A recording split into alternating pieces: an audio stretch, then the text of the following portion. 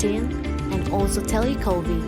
Telkom University Open Library provides sources of information that support learning and research conducted by the Telkom University academic community. Telkom University Library has been accredited A by the National Library and has a vision to be the leader. Assalamualaikum warahmatullahi wabarakatuh. Waalaikumsalam warahmatullahi Waalaikumsalam warahmatullahi wabarakatuh. Baik, terima kasih. Selamat malam Bapak Ibu semuanya. Selamat datang kembali pada acara Industrial Expert Week dengan tema Business in New Normal. Baik, ini sudah sesi yang malam ya Bapak Ibu semua, tapi saya ingin cek dulu nih semangat Bapak Ibu semua. Baik, semangat pagi. Pagi. Siap, terima kasih Bapak Ibu semuanya. Pada sesi ke-8 malam ini adalah merupakan sesi untuk mata kuliah Big Data and Analytic Data, dan di mana di sini sudah hadir bersama kita Bapak Irham HD selaku Head of Pre-Sales, Sales Engineer at PT Cybertrend Intrabuana. Selamat malam Bapak Irham. Selamat malam. Baik. Terima kasih Bapak atas kehadirannya untuk menjadi narasumber pada malam ini Bapak. Baik, di sini juga sudah hadir Bapak Heri Irawan selaku moderator pada malam hari ini. Selamat malam Bapak. Selamat malam Mas Ardan. Baik, terima kasih Bapak sudah berkenan untuk menjadi moderator pada malam ini. Dan juga tentunya selamat datang kepada Bapak Ibu dosen yang sudah hadir, PAMM, dan juga tentunya Bapak Ibu mahasiswa MM yang senantiasa menantikan rangkaian acara Industrial Expert Week.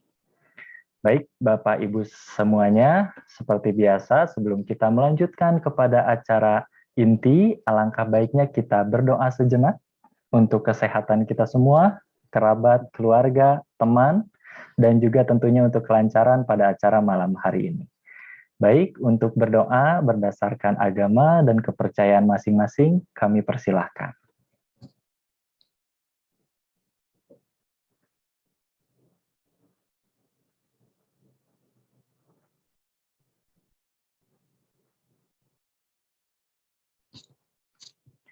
Baik, terima kasih Bapak Ibu semuanya.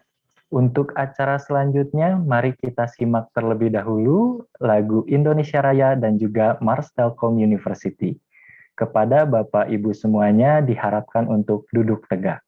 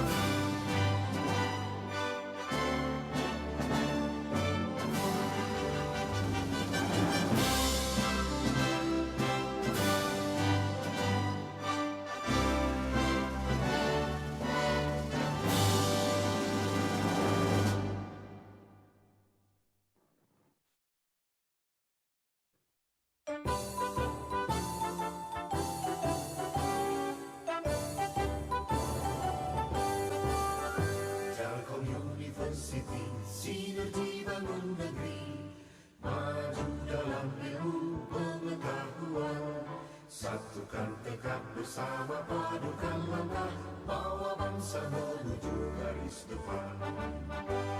Raih cita raju asa, sing-singkan lengan, tingkatkan inovasi, unggulan dan prestasi, semua demi keluhuran bangsa, masyarakat adil makmur sejahtera.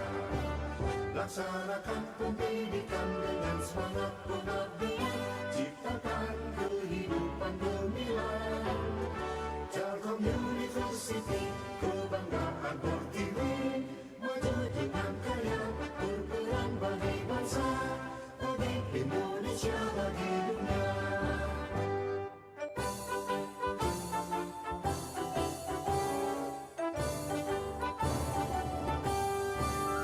Telkom University, sinergi bangun negeri, maju dalam ilmu pengetahuan, satukan tekad bersama padukan langkah, bawa bangsa menuju garis depan. Raih cita raju asa, sing-singkan lengan, tingkatkan inovasi, unggulan berprestasi, semua demi keluhuran bangsa, masyarakat adil makmur sejahtera. Laksanakan pendidikan dengan semangat pengabdian, ciptakan kehidupan gemilang. Telkom University, kebanggaan Pertiwi, maju dengan karya, berperan bagi bangsa, bagi Indonesia, bagi dunia.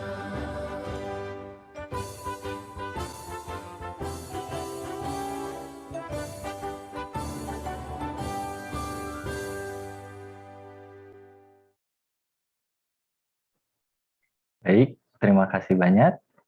Untuk selanjutnya, saya akan menyerahkan acara ini kepada moderator kita, di mana moderator kita kali ini adalah Bapak Heri Irawan, ST MMMT, di mana beliau adalah dosen senior, dosen tetap Fakultas Ekonomi dan Bisnis, Telkom University, dan juga di Magister Manajemen mengampu mata kuliah Big Data and Analytic Data.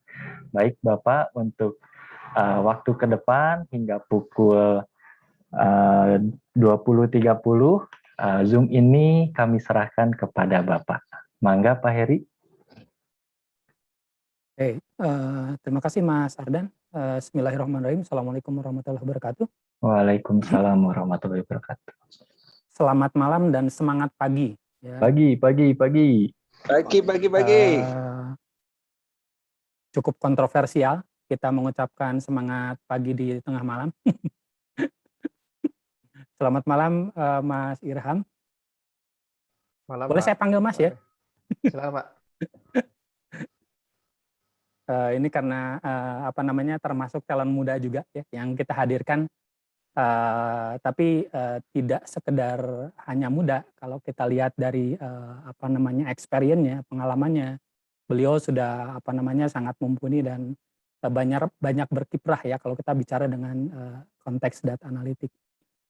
Sebelum kita masuk ke sesi materinya yang nanti akan disampaikan Mas Irham, izinkan saya menyampaikan atau memperkenalkan sedikit informasi mengenai Mas Irham. Nama lengkap Irham HDSkom.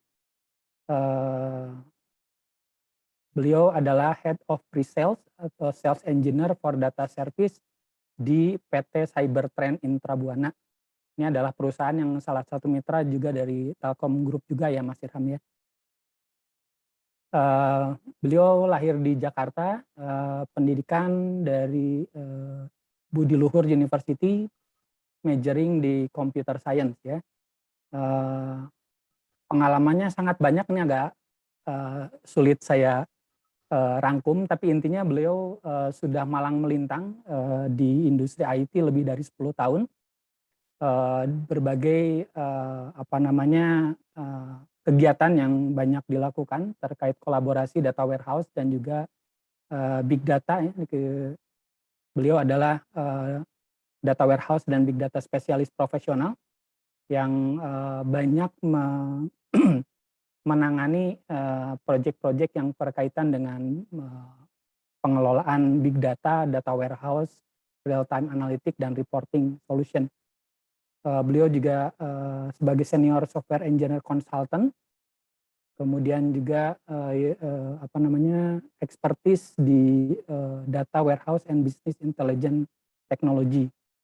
Nah, di samping itu juga banyak menangani kegiatan-kegiatan mengintegrasikan teknologi big data ya dengan berbagai arsitektur yang lainnya. Di samping itu juga beliau adalah konsultan untuk data analysis and visualization ya. Kalau kita lihat dari pengalaman trainingnya pun di banyak kegiatan termasuk Tableau Desktop 9 Certified Associate Certification di Singapura 2016, kemudian ada Cloudera Developer Training di Singapura 2016, Google Cloud Platform Architecture 2019, dan juga beberapa yang lainnya, termasuk sering juga mengisi webinar di berbagai kesempatan yang berkaitan dengan data analitik. Mungkin itu sekilas dari profil pembicara kita di malam hari ini. Kita sangat terhormat dan mengapresiasi kehadiran Mas Irham di malam hari ini, di mana kita akan mencoba menggali bagaimana pengalaman beliau dalam kaitan dengan kalau kita bicara di mata kuliahnya adalah mata kuliah Big Data dan Analitik Data. Nah, ini adalah mata kuliah yang ada di program studi Magister Manajemen Fakultas Ekonomi dan Bisnis Telkom University.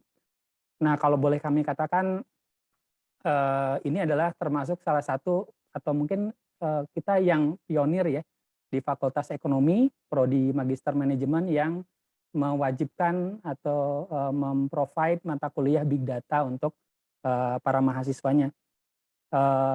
Karena kami menganggap bahwa teknologi Big Data, data analitik ini sangat penting, bukan hanya untuk orang teknik, bukan hanya bicara dalam konteks programming, tapi juga dalam konteks strategi.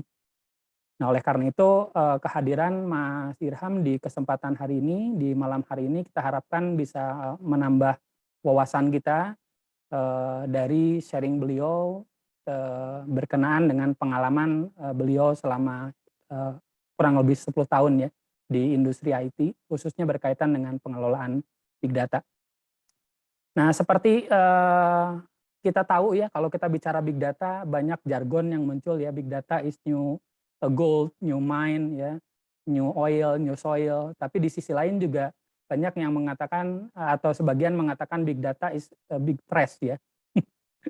Artinya ini yang menjadi tantangan ya, bagaimana di antara tumpukan, bukan tumpukan lagi mungkin ya, ini adalah lautan data yang sebegitu besar yang disebut dengan Big Data, kita bisa menggali sesuatu yang berharga. Oleh karena itu tema yang ingin di sharing oleh Mas Irham di kesempatan malam hari ini berkaitan dengan harnessing big data to drive valuable big decision.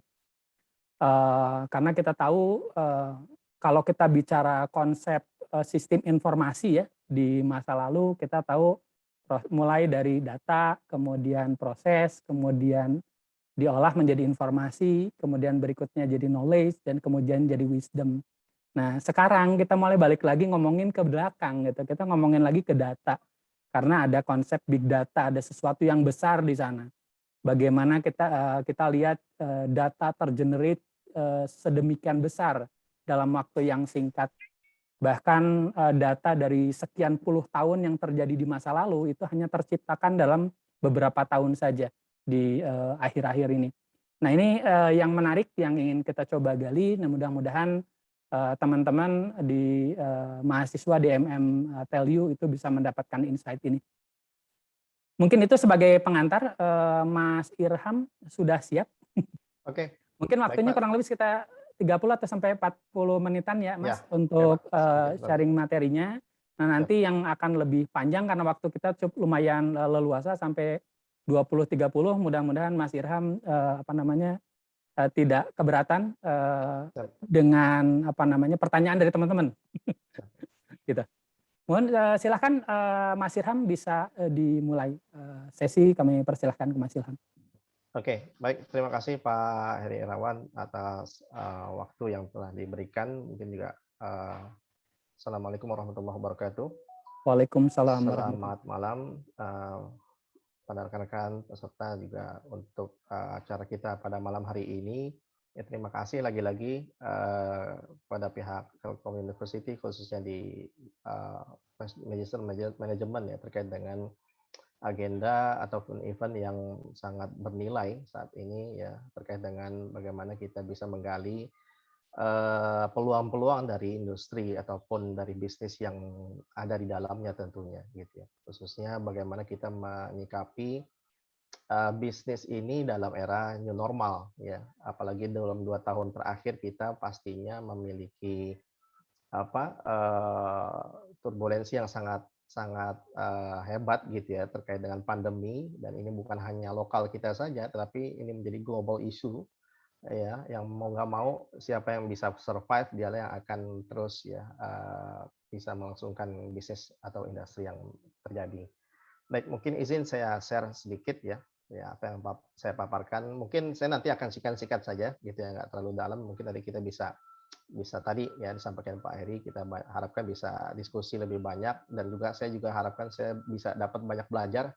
Mungkin umurannya juga saya nggak terlalu jauh Pak dengan mahasiswa yang ada gitu ya. Tapi ya alhamdulillah saya diberikan kesempatan gitu untuk mulai lebih dulu mungkin ya berkecimpung terkait dengan area big data ini atau data analytics ya. Baik, mungkin coba saya share.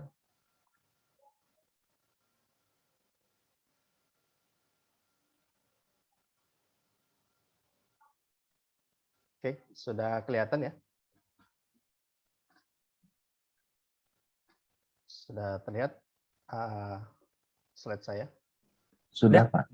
Oke, baik. Tadi apa yang disampaikan oleh Pak Heri terkait dengan tema yang coba saya akan bahas ya, atau coba saya akan presentkan terkait dengan bagaimana peluang ataupun pemanfaatan big data itu sendiri ya untuk bisa mendorong pengambilan keputusan yang tentunya bernilai gitu ya, yang tentunya bukan skala kecil, tetapi bagaimana tadi big data bukan sekedar big size atau big volume ya dari data itu sendiri, tetapi bagaimana big opportunity yang ada dalam perusahaan atau sebuah industri gitu, dan bahkan ya pastinya big challenge gitu ya terkait dengan segala macam isu, terkait dengan segala macam challenging yang ada di dalam penerapan big data itu sendiri gitu.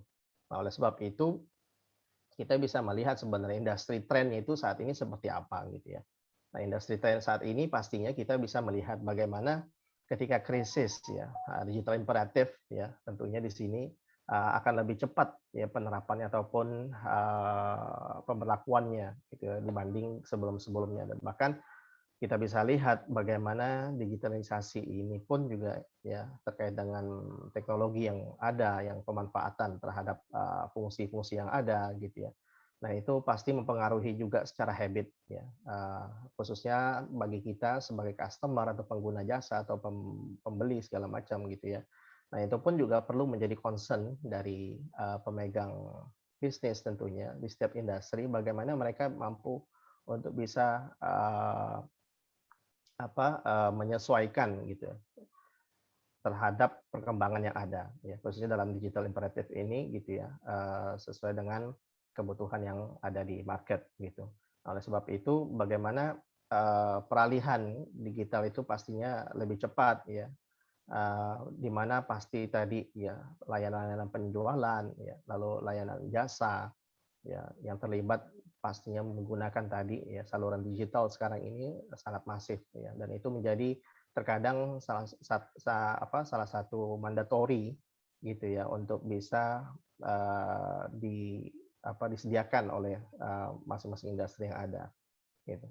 Nah, bahkan juga transformasi digital ini tidak lagi sekadar nice to have gitu ya, tetapi menjadi tadi mandatory karena kondisi yang ada gitu. Apalagi terkait dengan perubahan habit ya kita sebagai pelaku pengguna jasa atau sebagai customer tadi dalam hal menjalankan aktivitas bisnis yang ada. Bukan hanya customer, tapi tadi ya diharapkan para semua stakeholder ya pemangku bisnis ya itu pun juga aware terhadap perkembangan ataupun momentum yang ada ya, khususnya di sini saat ini adalah bagaimana kita dalam keadaan krisis. Nah, oleh sebab itu tentunya setiap digital transformation itu terkait dengan data transformation gitu ya. Karena lagi-lagi tadi juga disampaikan oleh Pak Heri, kita balik lagi ke dahulu kala istilahnya, bagaimana kita bicara tentang IT perspektifnya, bagaimana IT itu mengkolek ya atau menyediakan ya data point terkait dengan transaksi ya operasional yang terjadi dalam setiap industri atau setiap bisnis yang ada gitu ya. Lalu juga bagaimana itu di manage sebaik mungkin, diolah ya sampai tadi bisa menghasilkan sebuah insight yang pastinya bernilai gitu ya. Nah, itu menjadi sebuah objektif yang saat ini lagi-lagi bukan sekedar nice to have tapi as a must gitu ya. Apalagi terkait dengan pengambilan keputusan tadi. Gitu. Nah, sebab itu dalam hal itu semua adalah bagaimana kita bicara bagaimana data itu walaupun kita miliki atau setiap industri kita miliki, tetapi selama itu data tidak bisa digunakan ya, atau data itu tidak bisa diberdayakan dengan maksimal, ya lagi-lagi itu akan menjadi useless gitu. Ya, di mana data itu pastikan harus bisa ditindaklanjuti, di mana bisa dianalisa ya, digunakan lebih-lebih terkait dengan keperluan untuk memberikan pelayanan ya yang lebih baik, menghasilkan produk yang inovatif yang sesuai dengan kebutuhan market ya atau kebutuhan pasar yang ada gitu ya. Nah, itu. Jadi bahkan setiap transformasi digital ini adalah transformasi data lagi-lagi.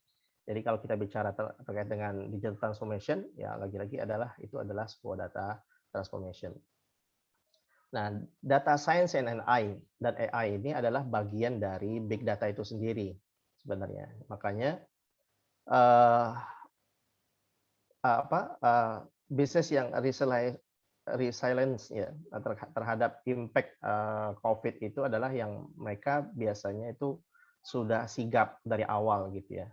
Bagaimana mereka aware dan juga mereka sangat concern terkait dengan data itu sendiri. Makanya peran data science ya ataupun AI sebagai result atau hasil yang ada dari proses data science itu menjadi sesuatu yang esensial ya, dan bahkan kita katakan sebagai essential navigation tool ya, khususnya di era post COVID apalagi next normal ya. Nah, ini lagi-lagi bagaimana itu menghadirkan better decision making process yang tentunya akan memudahkan bukan hanya sebagai business user tetapi sebagai pelaku pengelola data itu sendiri di IT, misalnya IT domain, mereka pun juga terbantukan secara penerapannya ataupun secara pengelolaannya.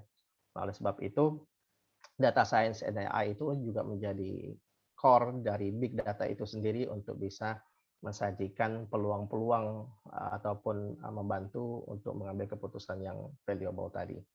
Ya. Nah, tren yang pertama kalau kita bisa lihat adalah artificial intelligence itu ya membawa dari abstrak ke actionable. Ya. Di mana kita bisa melihat bahwa sebenarnya kecerdasan buatan ini atau AI ini ya menjadi pembicaraan hampir semua orang dalam bisnis ya, dalam setiap industri tentunya sebagai tahap transformasi digital tadi yang yang berkelanjutan gitu ya. Nah, organisasi dalam bisnis tentunya harus lebih dulu ya masuk ke dalam proyek-proyek AI ataupun artificial intelligence ini agar mereka bisa tetap kompetitif ya di industrinya masing-masing. Oleh sebab itu bahkan AI ini pun akan beralih dari keadaan yang hype ya ke penggunaan dan nilai-nilai yang praktis tentunya ketika sebuah perusahaan mulai memanfaatkan ya kekuatan dari AI itu sendiri ya dan terus seperti itu. Nah, oleh sebab itu makanya tren yang pertama di sini adalah bagaimana AI itu membawa dari sesuatu yang abstrak menjadi actionable. Ya. Nah, tren yang kedua adalah data science and AI. Itu kita bisa lihat ya bagaimana dia turning data into actionable insight ya. Bagaimana mensajikan ataupun menampilkan sebuah data ya kepada insight yang actionable ya. Nah, tentunya augmented atau smart analytics ya.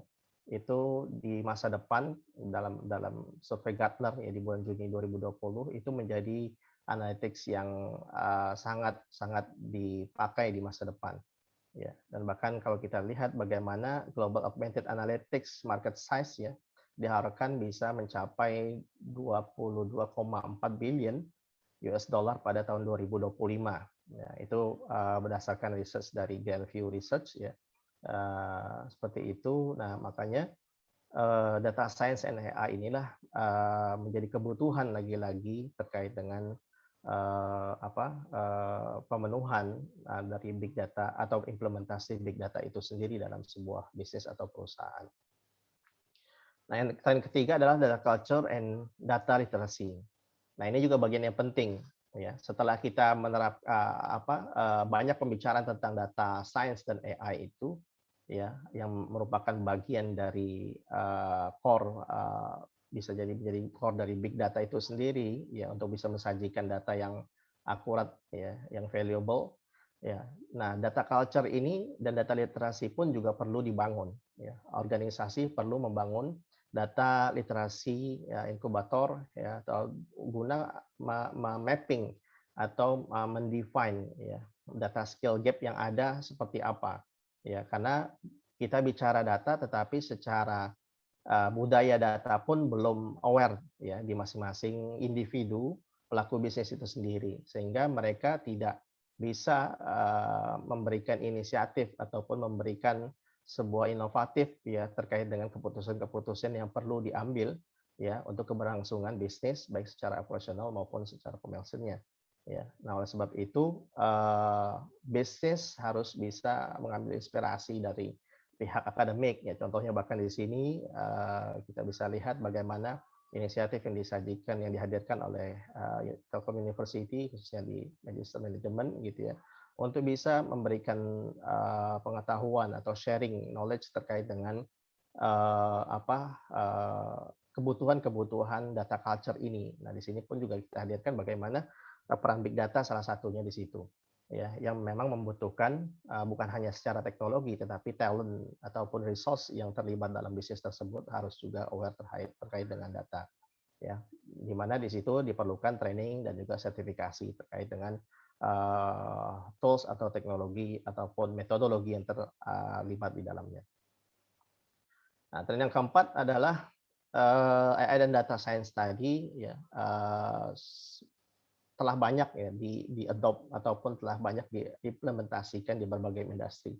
Ya, khususnya pastinya di telecommunication, ya, di government, bahkan sekarang pun juga kalau kita lihat juga tagline ataupun menjadi salah satu tagline gitu ya untuk mengembangkan industri 4.0 ya, pemerintahan kita ya bahkan juga membangun salah satu icon AI gitu ya, Silicon Valley-nya Indonesia gitu ya, Bukit Algoritma misalnya. Nah, itu bagian salah satu bentuk ya kebijakan secara komprehensif dari pemerintah bahkan ya saat ini. Makanya oleh sebab itu pemerintah pun juga sekarang tidak ketinggalan. Apalagi banyak para BUMN tentunya yang sudah memperlangsungkan hal itu. Ya, public sector ya, banking tentunya pasti gitu ya. Lalu juga insurance, health dan plantation sampai ke plantation. Ya, nah ini oleh sebab itu AI dan data science ya dia sangat applicable ke semua industri yang ada. Nah, melihat dari tren yang ada, tentunya kita tadi ya kalau kita mau balik lagi ke dulu ya, bagaimana ICT domain sebenarnya gitu ya. Jadi kalau kita bicarakan ICT bukan sekedar tadi bagaimana bicara infrastruktur terkait dengan aplikasi, sistem networking gitu ya. Tetapi sekarang itu bagaimana ada dua area yang bisa dihandle dalam hal pemenuhan data value chain ya. Nah, data value chain ini adalah bagaimana objektifnya lagi-lagi bagaimana menghasilkan sebuah business value ya dari setiap industri. Nah, peran ICT inilah yang akhirnya ya diharapkan mampu bisa mensupport gitu ya, terkait dengan khususnya dari area enterprise data management dan juga enterprise data analytics yang ada. Ya, enterprise data management ini ya kita bicara tadi bagaimana proses business value itu pasti diawali dari capture data atau data capture ya, yang terrecord dari semua aplikasi dari sistem yang ada ya dalam bentuk transaksi ya. Nah, itu kita acquisition atau kita generate, kita extract ya. Lalu kita lakukan data provisioning-nya, lalu kita lakukan data sintesisnya ya dengan menggunakan data preparation, sehingga data-data itu akan lebih well prepare dan juga secara quality pun juga sangat baik ya. Lalu baru di situ kita bicarakan juga data ingestion-nya seperti apa, dan setelah itu selesai baru kita bicarakan lagi bagaimana data itu ready untuk kita modeling ya. Data itu siap untuk kita ramu lagi untuk menjadi sebuah informasi atau insight yang valuable tadi ya, yang dimana ujungnya lagi-lagi mensajikan sebuah analisis, menjadikan sebuah visualisasi data yang mudah dipahami oleh siapapun yang membaca atau yang menggunakan data atau insight tersebut ya. Nah, kita bicara tadi bagaimana kalau di Indonesia ya terkait dengan AI ekosistemnya. Ya, kalau kita bisa lihat secara business value sebenarnya bahkan secara geografik, secara population ya Indonesia itu sangat-sangat besar gitu ya. Dan bahkan juga penggunaan sosial media sangat masif, begitu juga penggunaan smartphone ya. Lalu juga secara business value ya dikabarkan juga bahkan menurut TechWire ya Asia di tahun Oktober 2020 menyebutkan bahwa Indonesia ekonomi diharapkan bisa shifting ya ke angka 366 billion dolar US gitu ya, terhadap home product ya di tahun 2030. Dan bahkan adoption terkait dengan AI ini kalau kita bisa lihat ya mulai dari digital transformation yang dilakukan oleh semua industri yang ada di Indonesia, itu ternyata Indonesia pun juga menurut IDC di tahun 2018 bahwa Indonesia pun juga menjadi bagian yang leading terkait dengan penerapan ataupun melakukan penerapan digital transformation di setiap industri yang ada. Itu bahkan di situ dikatakan leader di dalam Southeast Asia dengan poin 24,6%. Nah, bahkan juga kalau kita bisa lihat bagaimana AI ekosistem ini kita evaluasi secara talent di Indonesia. Nah, di sini juga walaupun banyak sekarang asosiasi-asosiasi atau perkumpulan komunitas ya data scientist gitu ya, atau data science ya di Indonesia. Nah, itu sangat-sangat baik tentunya untuk merangsang tadi bagaimana membangun data culture ya, menumbuhkan data scientist talent ya di Indonesia ya. Nah, itu juga menjadi bagian yang perlu dihidupkan atau disupport ya, khususnya dari pihak akademisi atau dari pemerintah bahkan ya ataupun siapapun ya stakeholder yang memang mampu untuk bisa menerapkan ataupun menciptakan ya talent-talent dari data science itu sendiri gitu ya. Oleh sebab itu diperlukan link and match program yang terpadu. Nah, dalam hal itu makanya kami mungkin sekaligus di sini sebagai perkenalan ya Cybertrend, mungkin kalau ada yang belum tahu, walaupun tadi juga sempat disinggung oleh Pak Heri bahwa kita juga melakukan engagement ya terkait dengan beberapa program gitu ya. Bahkan salah satunya sekarang kita juga sedang mengadakan turnamen data science ya, turnamen ilmu data tahun 2021. Nah, itu salah satunya didukung oleh Telkom University. Nah, di sini adalah kami sebagai SI, sebagai IT consultant sebenarnya gitu ya. Jadi memang background kami atau Cybertrend ini bukan business consultant tetapi lebih ke IT consultant yang memang berlatar belakang dari IT bergeraknya atau core bisnisnya itu di situ. Nah, itu diharapkan mampu untuk membantu membawa data analytics, data science, AI solution kepada semua industri tentunya, ya, bahkan juga ke government sector. Nah, kami mengkombinasikan knowledge ya dengan spesialis technical skills ya untuk bisa mendeliver high impact analysis menggunakan data insight, ya, predictive model dan data driven untuk kebutuhan bisnis tentunya. Nah, kita lokal berdiri di 2011, ya, kita headquarter kami di Jakarta tentunya tadi, dan ini kita memiliki misi untuk bisa enabling global transformation melalui intelligence people dan juga intelligence teknologi tentunya, ya, dan juga diharapkan saat ini, ya, posisi kami sebagai SI atau sistem implementator, ya, itu sudah bermain di tingkat South Asia, ya, dan juga kita ready untuk bisa menjadi pemain global, khususnya di bidang big data atau data science and AI ini. Nah, industri track record yang sudah kami lakukan pun juga, ya, tadi sesuai dengan tren yang ada, ya, bahwa data science atau big data ini sangat adopted ke semua industri, ya. Nah, di sini pun juga kami sudah banyak melakukan implementasi, ya, mulai dari tadi yang sudah disebutkan bagaimana data-data services yang bisa kami terapkan di semua industri, mulai dari data warehouse, ya, pembuatan data lake, ya, lalu juga pembuatan visualisasi data, ya, mendeliver data analytics sampai ke advanced analytics yang dibutuhkan dari setiap industri, gitu, ya, mulai dari telekomunikasi, hampir semua big player in telecommunication menjadi partner kami, ya, lalu juga di government, beberapa juga, ya, dari kementerian dan BUMN, ya, public sector pun juga demikian, banking juga top 5 banking in Indonesia juga bagian dari partner kami, ya, insurance, ya, health, dan juga sampai tadi untuk oil and gas and plantation, ya. Nah, itu pun menjadi track record, ya, yang sudah kami implementasikan.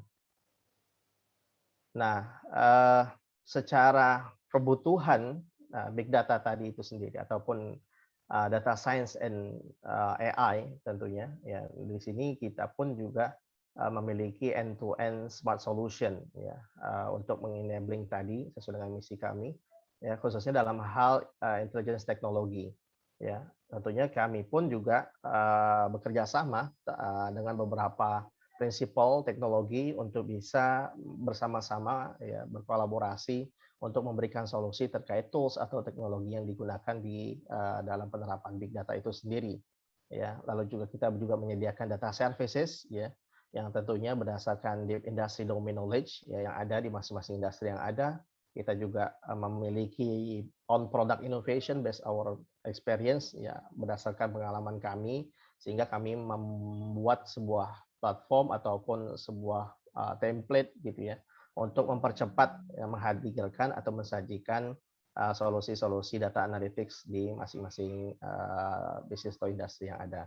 Lalu kita juga menyediakan konsultansi dan support, ya, di situ sampai ke corporate training. Oke. Nah, data services area kami tadi mulai dari data analytics strategy, ya, data warehouse, ya, lalu business intelligence, data science, predictive, and advanced analytics khususnya di situ, ya. Lalu big data analytics itu sendiri mulai dari bagaimana tadi kita membangun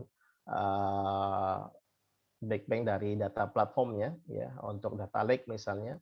Lalu kita juga menyediakan untuk machine learning di situ, untuk artificial intelligence, ya, dan juga analytics on cloud, bagaimana kita juga mendeliver terkait, ya, solusi bagaimana proses data science AI itu dijalankan on cloud, gitu, ya. Karena juga salah satu prinsipal teknologi kami pun juga, ya, itu salah satunya adalah cloud platform, ya, solution, ya, dan sehingga kita juga bisa melakukan hybrid implementation bahkan juga, ya, baik itu di lokal maupun kita terapkan di cloud, ya. Nah, berikutnya terakhir adalah tentunya yang paling penting data governance, ya, terkait dengan master data management.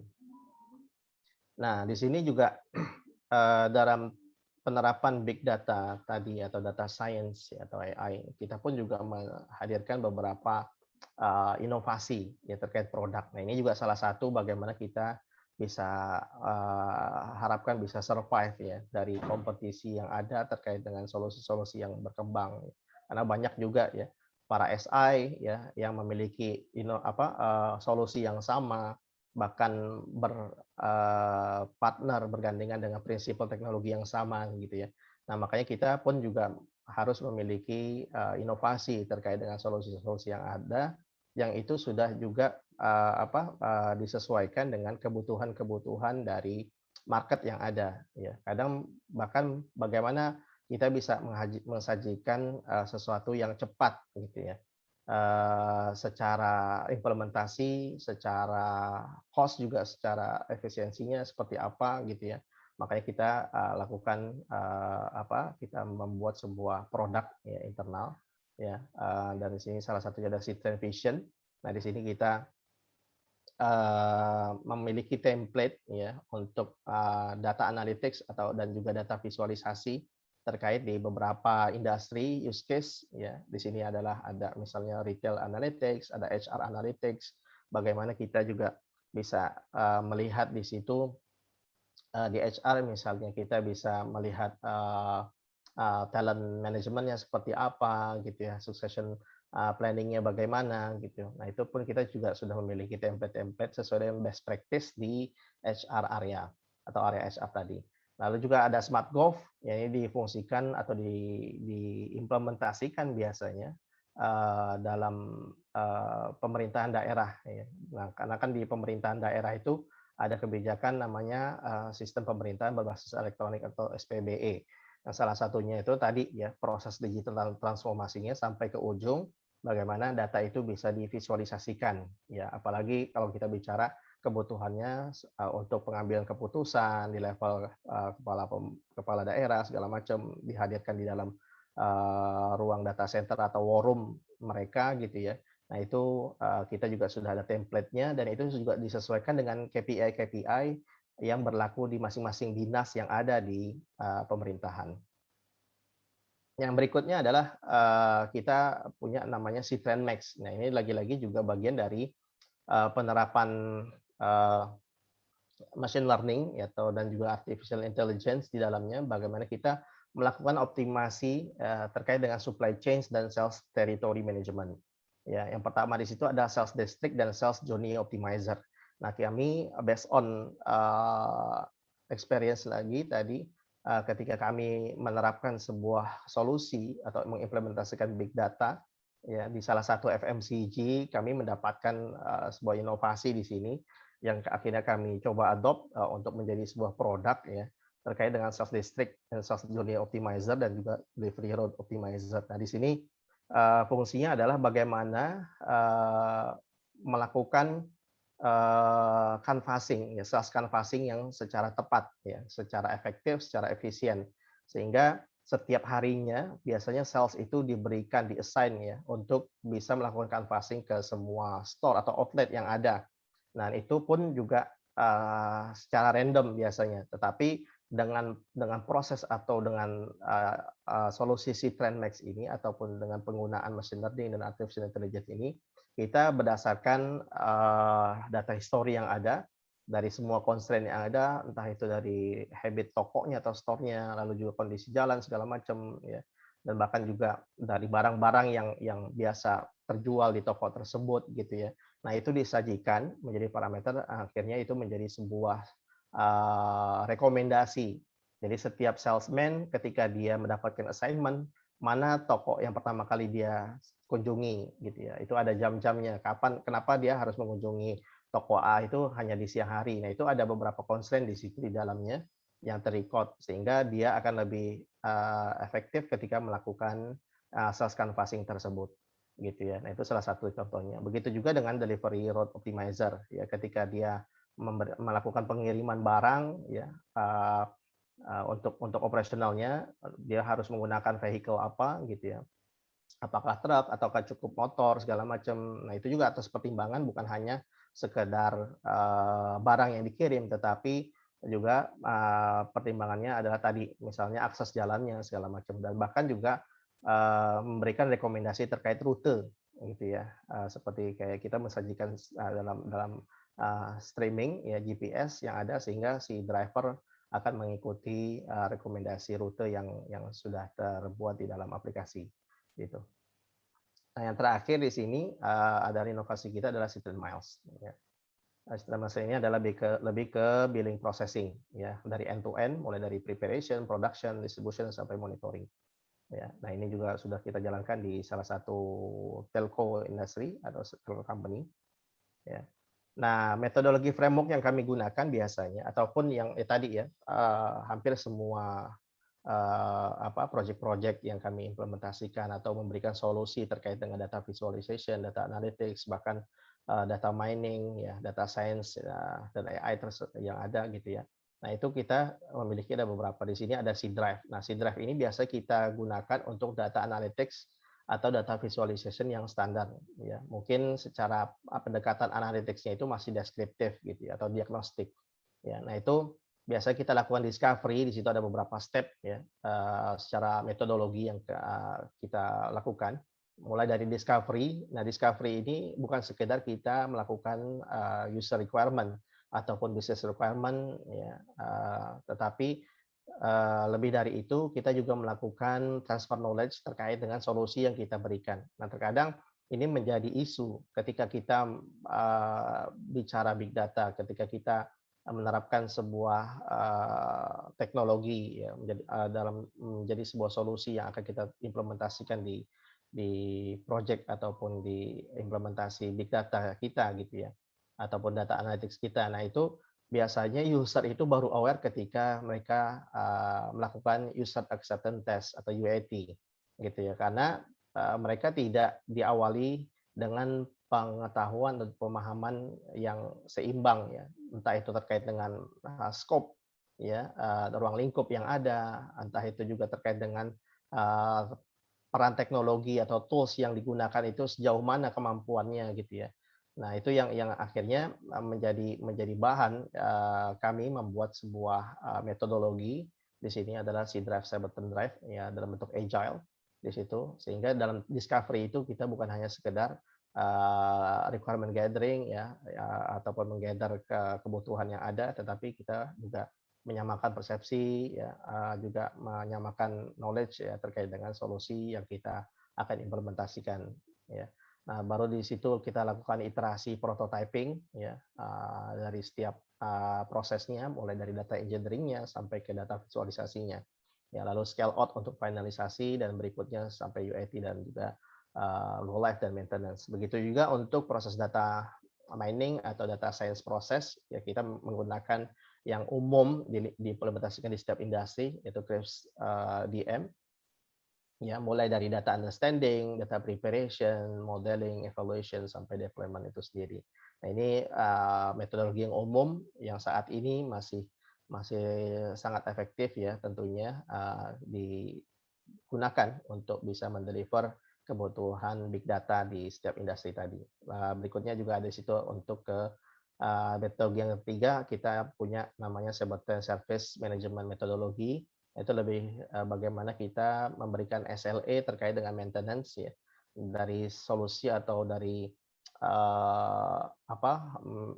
teknologi ya, dari yang kita implementasikan dalam sebuah project ya tentunya. Nah, khususnya di sini misalnya dalam project data analytics atau big data. Nah, kita memberikan metodologi untuk service manajemennya. Nah, kebutuhan talent tadi atau kebutuhan untuk bisa meng-create data culture di setiap industri, lagi-lagi bisa kita lepaskan dari bagaimana kesiapan talent ya, resource ya.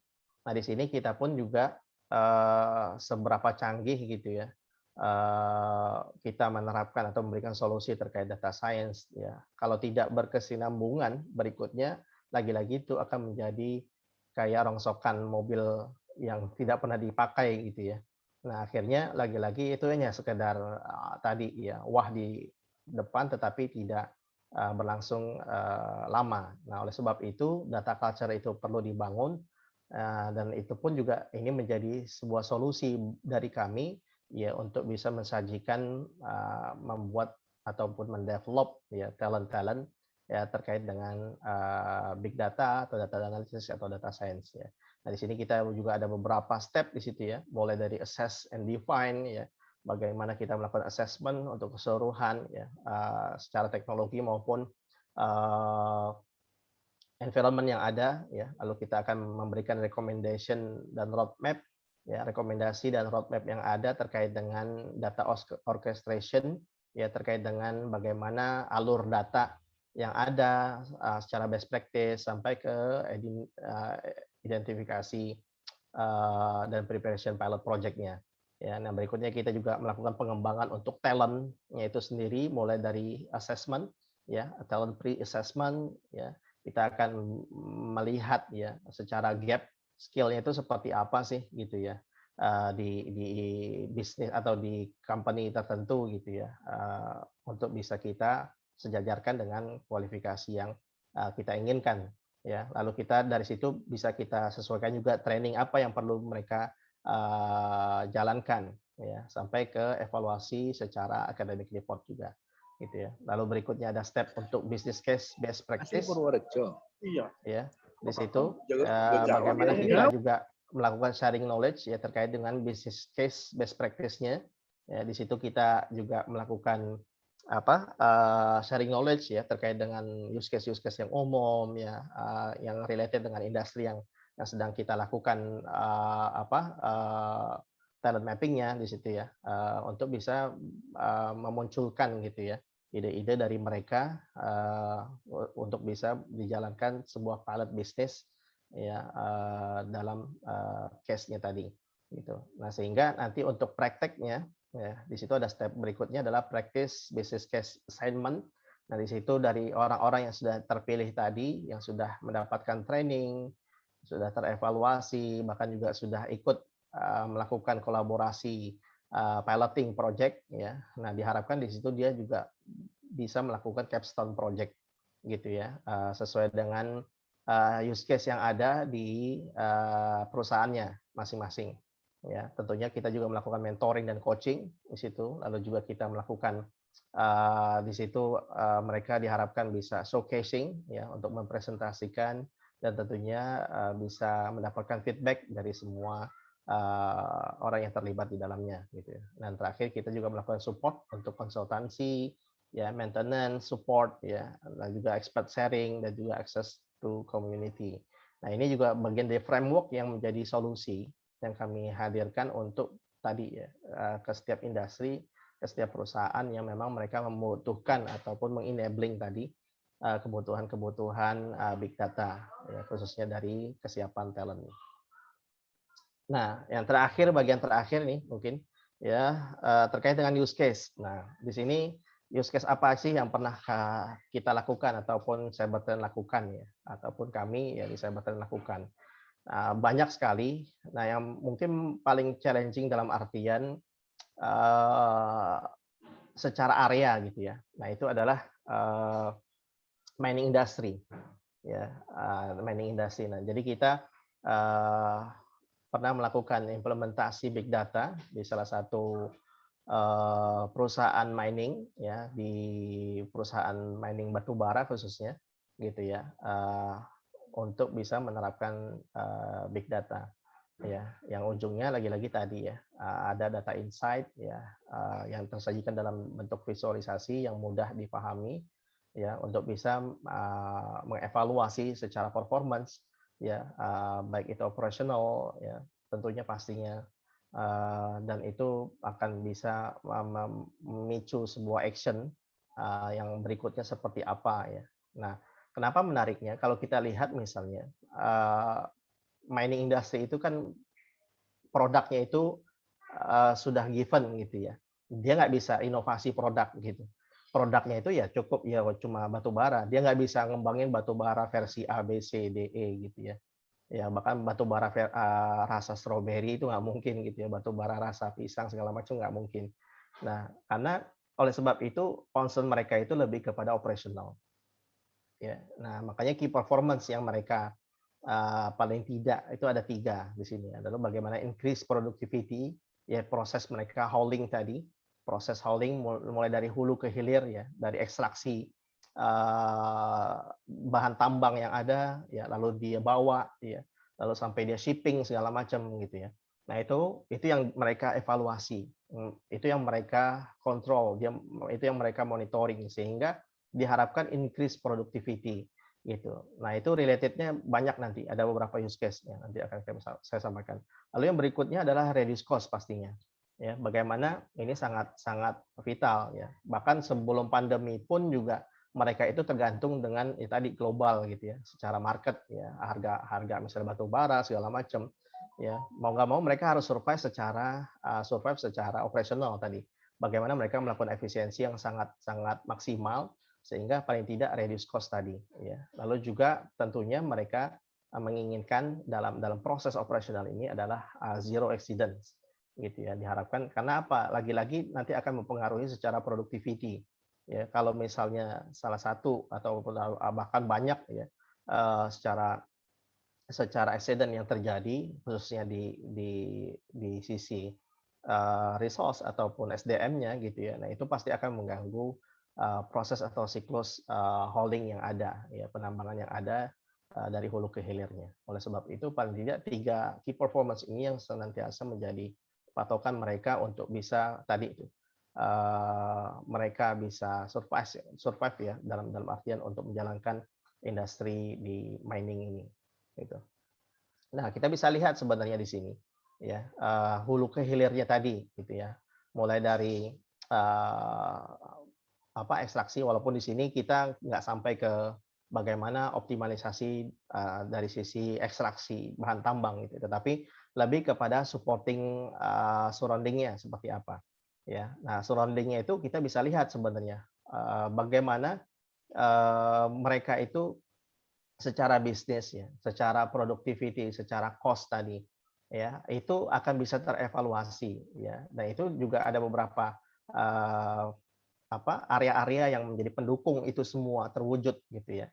Nah, itu kita bisa lihat use case yang kita implementasikan waktu itu ada beberapa di sini ya, yaitu pertama adalah predictive road maintenance. Ini penting karena lagi-lagi terkait operasional, terkait dengan productivity dan juga reduce cost itu sangat mempengaruhi karena kalau jalannya tidak baik, jalannya rusak pasti akan mempengaruhi secara productivity end to end-nya ataupun secara hulu ke hilirnya gitu ya. Nah, kalau lagi-lagi kalau jalannya tidak baik pasti akan mempengaruhi hal yang berikutnya, fuel consumption-nya ya, lalu akan mempengaruhi ban ya, tire usage-nya seperti apa. Bahkan mempengaruhi seberapa cepat dia akan terus melakukan maintenance proses dari kendaraan-kendaraan ataupun alat-alat berat yang terlibat di dalamnya gitu ya. Nah, sehingga kalau ada sedikit downtime saja, nah itu kan pasti akan mempengaruhi secara productivity yang pasti juga akan berimbas kepada reduce cost tadi ya, di mana cost-nya pun juga akan lebih tinggi ya. Lalu juga di situ juga bagaimana performance untuk dump truck-nya, nah itu juga terkait dengan truknya itu sendiri dan juga habit dari si drivernya ya, dan itu pun juga dievaluasi sampai ke road safety-nya. Nah, yang kita coba bahas mungkin hanya beberapa ya di sini karena tadi ya bagaimana sebenarnya ini sangat menarik gitu ya. Ternyata oke, ya tadi karena barangnya itu aja, secara pelayanan jasa pun juga dia tidak bisa di enhance gitu ya. Nah, paling tidak dia melakukan evaluasi secara maksimal dari sisi operasional ini gitu ya. Nah, di sini kalau kita bisa lihat ya ada 2 area ya dari mining industry itu untuk data analytics-nya ya, yaitu melakukan predictive road maintenance dan juga optimum tire usage-nya. Nah, di situ adalah terkait dengan optimum fuel usage dan juga optimum dump truck-nya itu sendiri ya. Lalu juga untuk optimum tire usage-nya itu bagaimana kita melakukan optimalisasi terkait maintenance proses dan juga traffic safety index ya. Karena lagi-lagi tadi kalau bannya itu rusak ya, apalagi kempes segala macam itu pasti akan mempengaruhi secara safety atau keamanan yang akan menimbulkan accident tadi di lapangan. Nah, juga kalau kita lihat semua area terlibat di situ. Ya, mulai dari engineering-nya gitu ya, orang-orang technical ya atau engineering secara mining gitu ya. Lalu di situ ada supply management, ada plan-nya ya, lalu juga ada tire-nya di situ, ada SHE, ya ada bagian SHE, operation dan bahkan manajemen. Ya, nah scope-nya itu ataupun flow-nya itu kita lakukan mulai data acquiring atau data gathering, ya, lalu kita melakukan monitoring prediction, ya, lalu kita melakukan inform atau instruksi terkait terkait dengan kondisi misalnya jalan gitu ya, ketika kita dapatkan datanya, lalu kita monitoring, oh ternyata ada titik tertentu, lalu kita inform, ya kita berikan instruksi di situ, ada change management-nya, ada user action-nya, tentunya di situ harus ada perbaikan secepat mungkin, karena pasti tadi akan mempengaruhi ke semuanya. Ya, lalu juga tentunya ada closed loop di situ yang untuk terus melakukan evaluasi secara intens. Nah, ini kurang lebih use case flow-nya tadi ya. Bagaimana mulai dari banyak kita menggunakan IoT data, khususnya dari sisi tadi sensor, PMS, UX, application segala macam gitu ya. Dan kita monitoring menggunakan dashboard ya, di situ menggunakan salah satu teknologi Tableau dashboard ya untuk memonitor dan insight ya. Lalu kita juga melakukan di situ untuk inform instruksinya menggunakan mobile apps ya, ke pihak terkait ya. Di situ juga melakukan user action-nya untuk melakukan repairing terkait dengan sesuatu yang memang perlu diperbaiki sampai ke road photos commissioning-nya ya, di mana di situ ada dilakukan closed loop activity. Nah, untuk di masing-masing use case tersebut ya, contohnya untuk road management, road maintenance ya. Di situ ada road quality index. Nah, kita diharapkan bisa melihat ya road quality index-nya. Bagaimana kita bisa mengukur atau menghitung atau indeks kualitas dari jalan ya. Nah, diharapkan value added-nya di sini kita ketika mendapat atau memberikan solusi secara otomatis ya untuk mendapatkan indeks quality jalan ini, diharapkan memberikan kenyamanan ya bagi tentunya bagi pekerja ya, mulai dari bagaimana mereka nggak perlu melakukan manual inspection lagi ya, ke lapangan mana jalan yang rusak segala macam. Nah, itu caranya gimana? Caranya itu tadi berdasarkan dari stud pressure. Nah, kita bisa lihat di yang kanan itu di MVP-nya. Ya, RQA itu mengestimasi berdasarkan kalkulasi dari stud pressure. Stud pressure itu IoT sensor yang ditanam di shock breaker sebuah dump truck gitu. Nah, di situ akan terlihat sebenarnya. Jadi keseimbangan mana yang tekanannya akan lebih besar.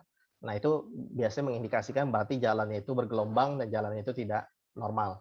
Ya, tidak stabil. Nah, itu akan terkirim secara sensor datanya ke data lake ya, ke big data, sehingga itu bisa kita grab, kita promosikan, lalu kita evaluasi. Ya, dan diharapkan di situ juga mensajikan ya estimasi untuk bisa mengingatkan seberapa lama gitu ya jalan itu bisa available dengan normal gitu ya. Lalu juga bisa mengestimasi tonase yang diperbolehkan ya. Lalu juga untuk ton hours-nya di situ ya. Lalu juga bagaimana optimum speed per dump truck activity seperti apa sehingga kita bisa melakukan instruction tadi atau informasi ke driver bahwa kalau di jalan ini harus melakukan speed-nya itu sekian.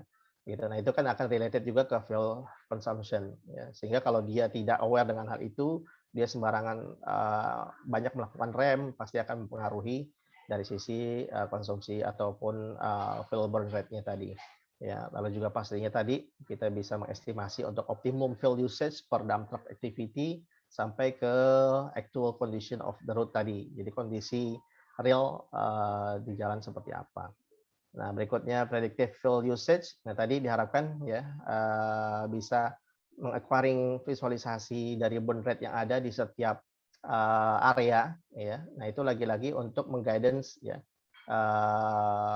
planning ya, perencanaan dari tambang ya untuk bisa didesain ya untuk bisa mencapai produktivitas yang sangat tinggi ya khususnya dalam hal untuk optimalisasi fuel burn rate yang ada gitu. Nah, itu kita juga hadirkan di situ untuk membuat model faktor related ya ke fuel burn rate di setiap area yang ada gitu. Nah, ini juga lagi-lagi bagaimana untuk efisiensi cost yang diharapkan gitu ya. Nah itu juga kita bisa lihat ada beberapa MVP yang bisa disajikan di situ atau dihasilkan ya, mulai dari fuel burn rate, liter per hour-nya di masing-masing dump truck yang ada, ya lalu juga fuel usage untuk area tertentu ya, lalu juga analytics burn rate versus optimum dan segala macamnya di situ. Yang terakhir mungkin terkait dengan fuel supply-nya. Nah, juga dengan kondisi jalan yang baik ya ataupun dengan jalan yang ada ya. Nah, itu kita juga bisa menentukan ya area-area pit stop atau lokasi mana atau kapan ya si dump truck itu melakukan pengisian bahan bakar kembali gitu ya. Sehingga dia bisa memprediksi sehingga tadi itu tidak sampai ada namanya misalnya kendaraan dump truck itu mogok di tengah jalan ya terkait dengan kehabisan bahan bakar.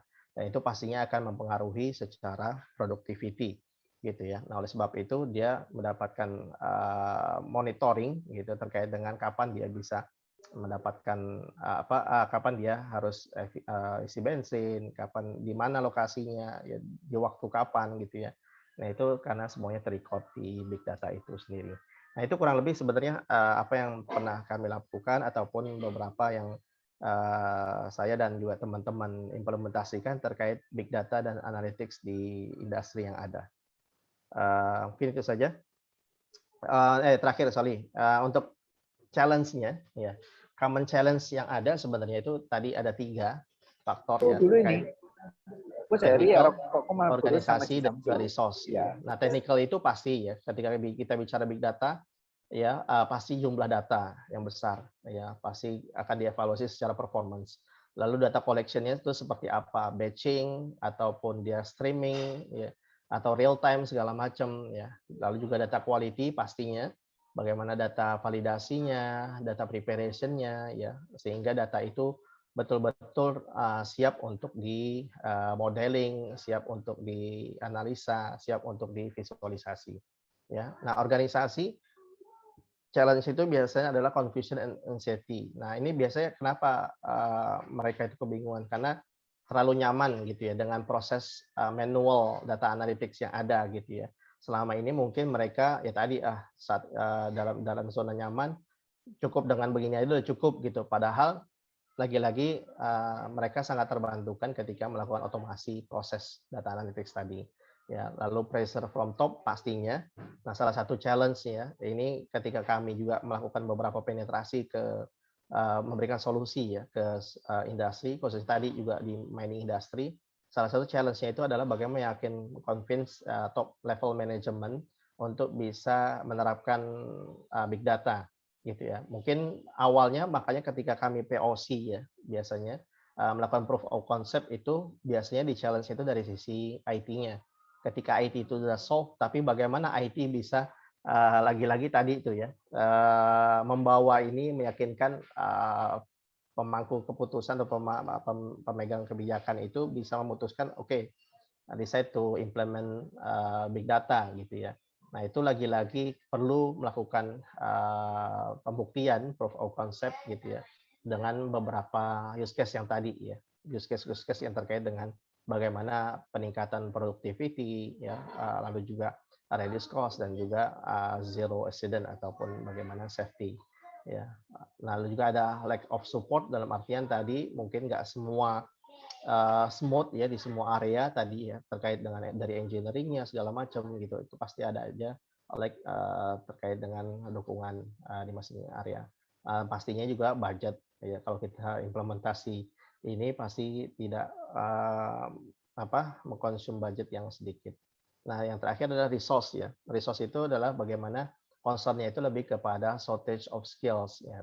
Bahkan counterpart yang kami hadapi ya, karena ya tadi lagi-lagi ini mungkin secara solusi yang baru bagi mereka ya, yang mungkin belum semua orang aware tentang big data itu sendiri atau data science, sehingga mau nggak mau tadi untuk mensejajarkan itu perlu tadi, maka kita biasanya melakukan tadi ya discovery, kita melakukan sharing knowledge, kita melakukan bahkan training di awal untuk memperkenalkan solusi kita itu seperti apa untuk meminimalisir gap tadi sebenarnya. Lalu juga less business knowledge. Nah, ini juga sebenarnya bukan hanya ini adalah challenge-nya itu di sisi kami sebagai implementor ya, karena background kami itu sebenarnya tadi IT, tapi yang kita hadapi adalah any kind of industry gitu ya, industri apapun gitu. Terlebih kemarin ya, ketika kita implementasi di mining industry ini pun salah satu challenge terbesarnya adalah karena ini industri baru secara bisnis, sehingga akhirnya bahkan tim data science kami pun juga melakukan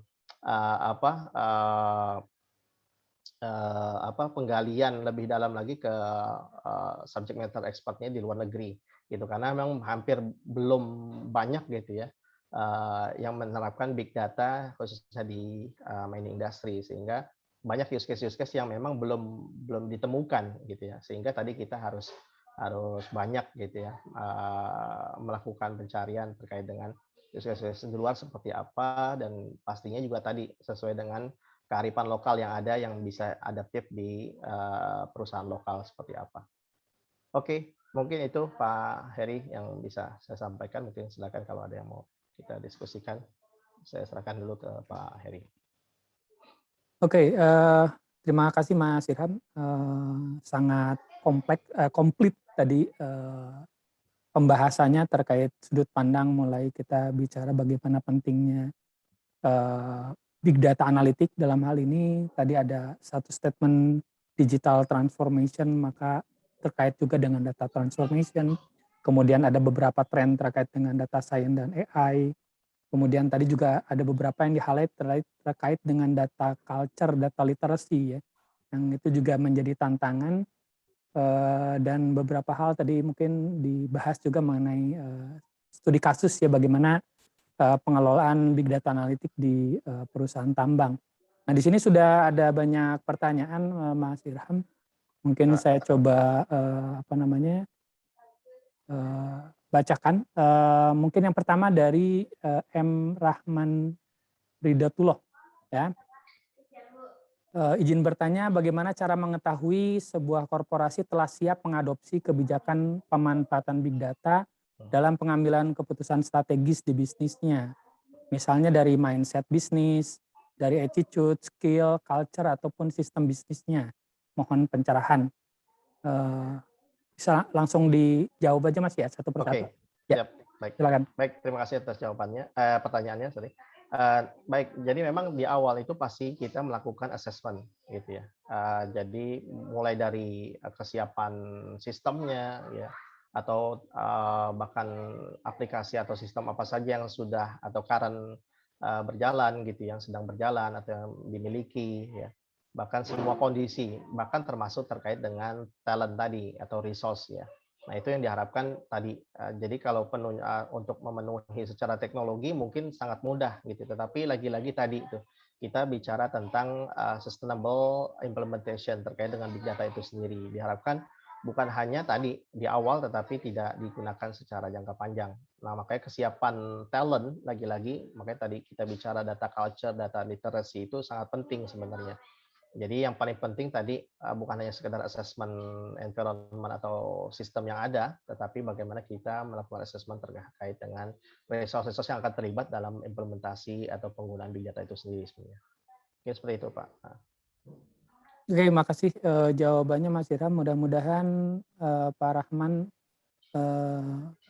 cukup terpuaskan ya dengan jawaban dari Mas Irham tadi. Yang berikutnya ini dari Rizky Mairina. Dan sepertinya ini agak mirip pertanyaannya dengan dari Ferry Agus ya. Jadi kira-kira yang ditanyakan di sini, apakah big data bisa dimanfaatkan oleh bisnis skala UKM? Ini kaitannya kalau kita bandingkan tentunya investment versus benefit katanya. Jadi mungkin ada semacam anggapan bahwa ketika kita bicara data analitik itu investasinya cukup besar, sementara kalau di UMKM seperti apa? Faktor apa saja, hal apa saja yang harus dipersiapkan, dan faktor apa saja yang menentukan kesuksesan implementasi big data di perusahaan? Oke, baik. Nah, menarik gitu ya. Jadi ini juga menjadi tantangan kami sebagai SI atau IT consultant tentunya. Pasti ketika kita melakukan approach ya ke salah satu klien, itu pasti ujung-ujungnya wanipiro istilahnya gitu ya. Gitu kan. Wah, ini canggih gitu pasti mahal gitu. Nah, padahal sebenarnya kalau kita ngomongin esensi dari data analytics itu bagaimana memudahkan sebenarnya proses yang tadi lagi-lagi sebenarnya udah dari baheula gitu ya. IT itu melakukan itu gitu. Mungkin pengalaman saya lah contohnya dulu di 2005 ya ketika saya awal masuk ke dunia IT dan itu udah langsung megang namanya proses data analytics tanpa disadari sebenarnya gitu ya. Proses mulai dari ekstraksi data, lalu integrasi data, ya, lalu disajikan, diolah segala macam, menampilkan sebuah reporting dan sebuah visualisasi yang itu digunakan untuk tadi itu bagaimana kita bisa retain customer. Nah, salah satu waktu itu saya kebetulan di salah satu retail industri gitu ya sebagai IT-nya. Nah, itu di situ ternyata saya bilang ini sebenarnya dari tahun 2000 awal itu proses itu udah booming. Tapi di Indonesia memang secara teknologi itu lagi-lagi belum happening lah gitu ya. Bahkan kalau kita ngomongin business intelligence dulu ya apaan sih barang apaan tuh gitu ya. Walaupun data analytics sebagai orang statistik ya itu udah lumrah, udah umum gitu kan. Tetapi lagi-lagi untuk orang IT apaan nih gitu ya. Nah, lagi-lagi tadi sebenarnya. Jadi proses-proses itu bisa kita start from small gitu. Apalagi khususnya untuk UKM. Kami juga banyak memberikan edukasi ya ke beberapa UKM. Bahkan waktu itu di Jawa Barat kita melakukan edukasi gitu ya ke asosiasinya segala macam. Nah, itu juga ada beberapa kita coba mulai gitu. Sebenarnya sejauh mana sih sebenarnya membangun data culture itu sebenarnya. Gitu. Bukan bicara teknologinya, tapi bagaimana membangun tadi itu. Menumbuhkan jiwa analytics ya.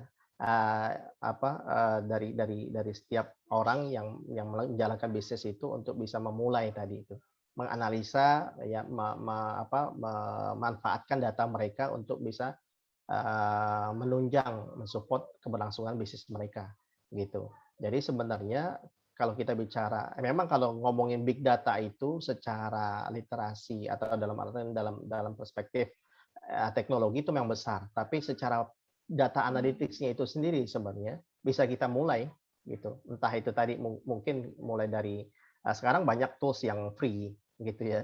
Banyak tools yang free memudahkan tadi ya. Bahkan bukan hanya secara versioning-nya, tetapi bagaimana fungsinya itu juga memudahkan, khususnya yang tadi yang tidak memiliki latar belakang IT misalnya. Tapi ketika menggunakan tools tersebut sangat dimudahkan. Nah, itu banyak beredar gitu. Dan itu bisa dimulai dari situ sebenarnya. Ya, itu terkait apakah harus besar tidak gitu ya. Lalu tadi apalagi saya lupa Pak. Faktor kesukses ya. Ya, faktor kesuksesan implementasi. Baik, nah itu ketika memang pertama pastinya dia membawa impact kepada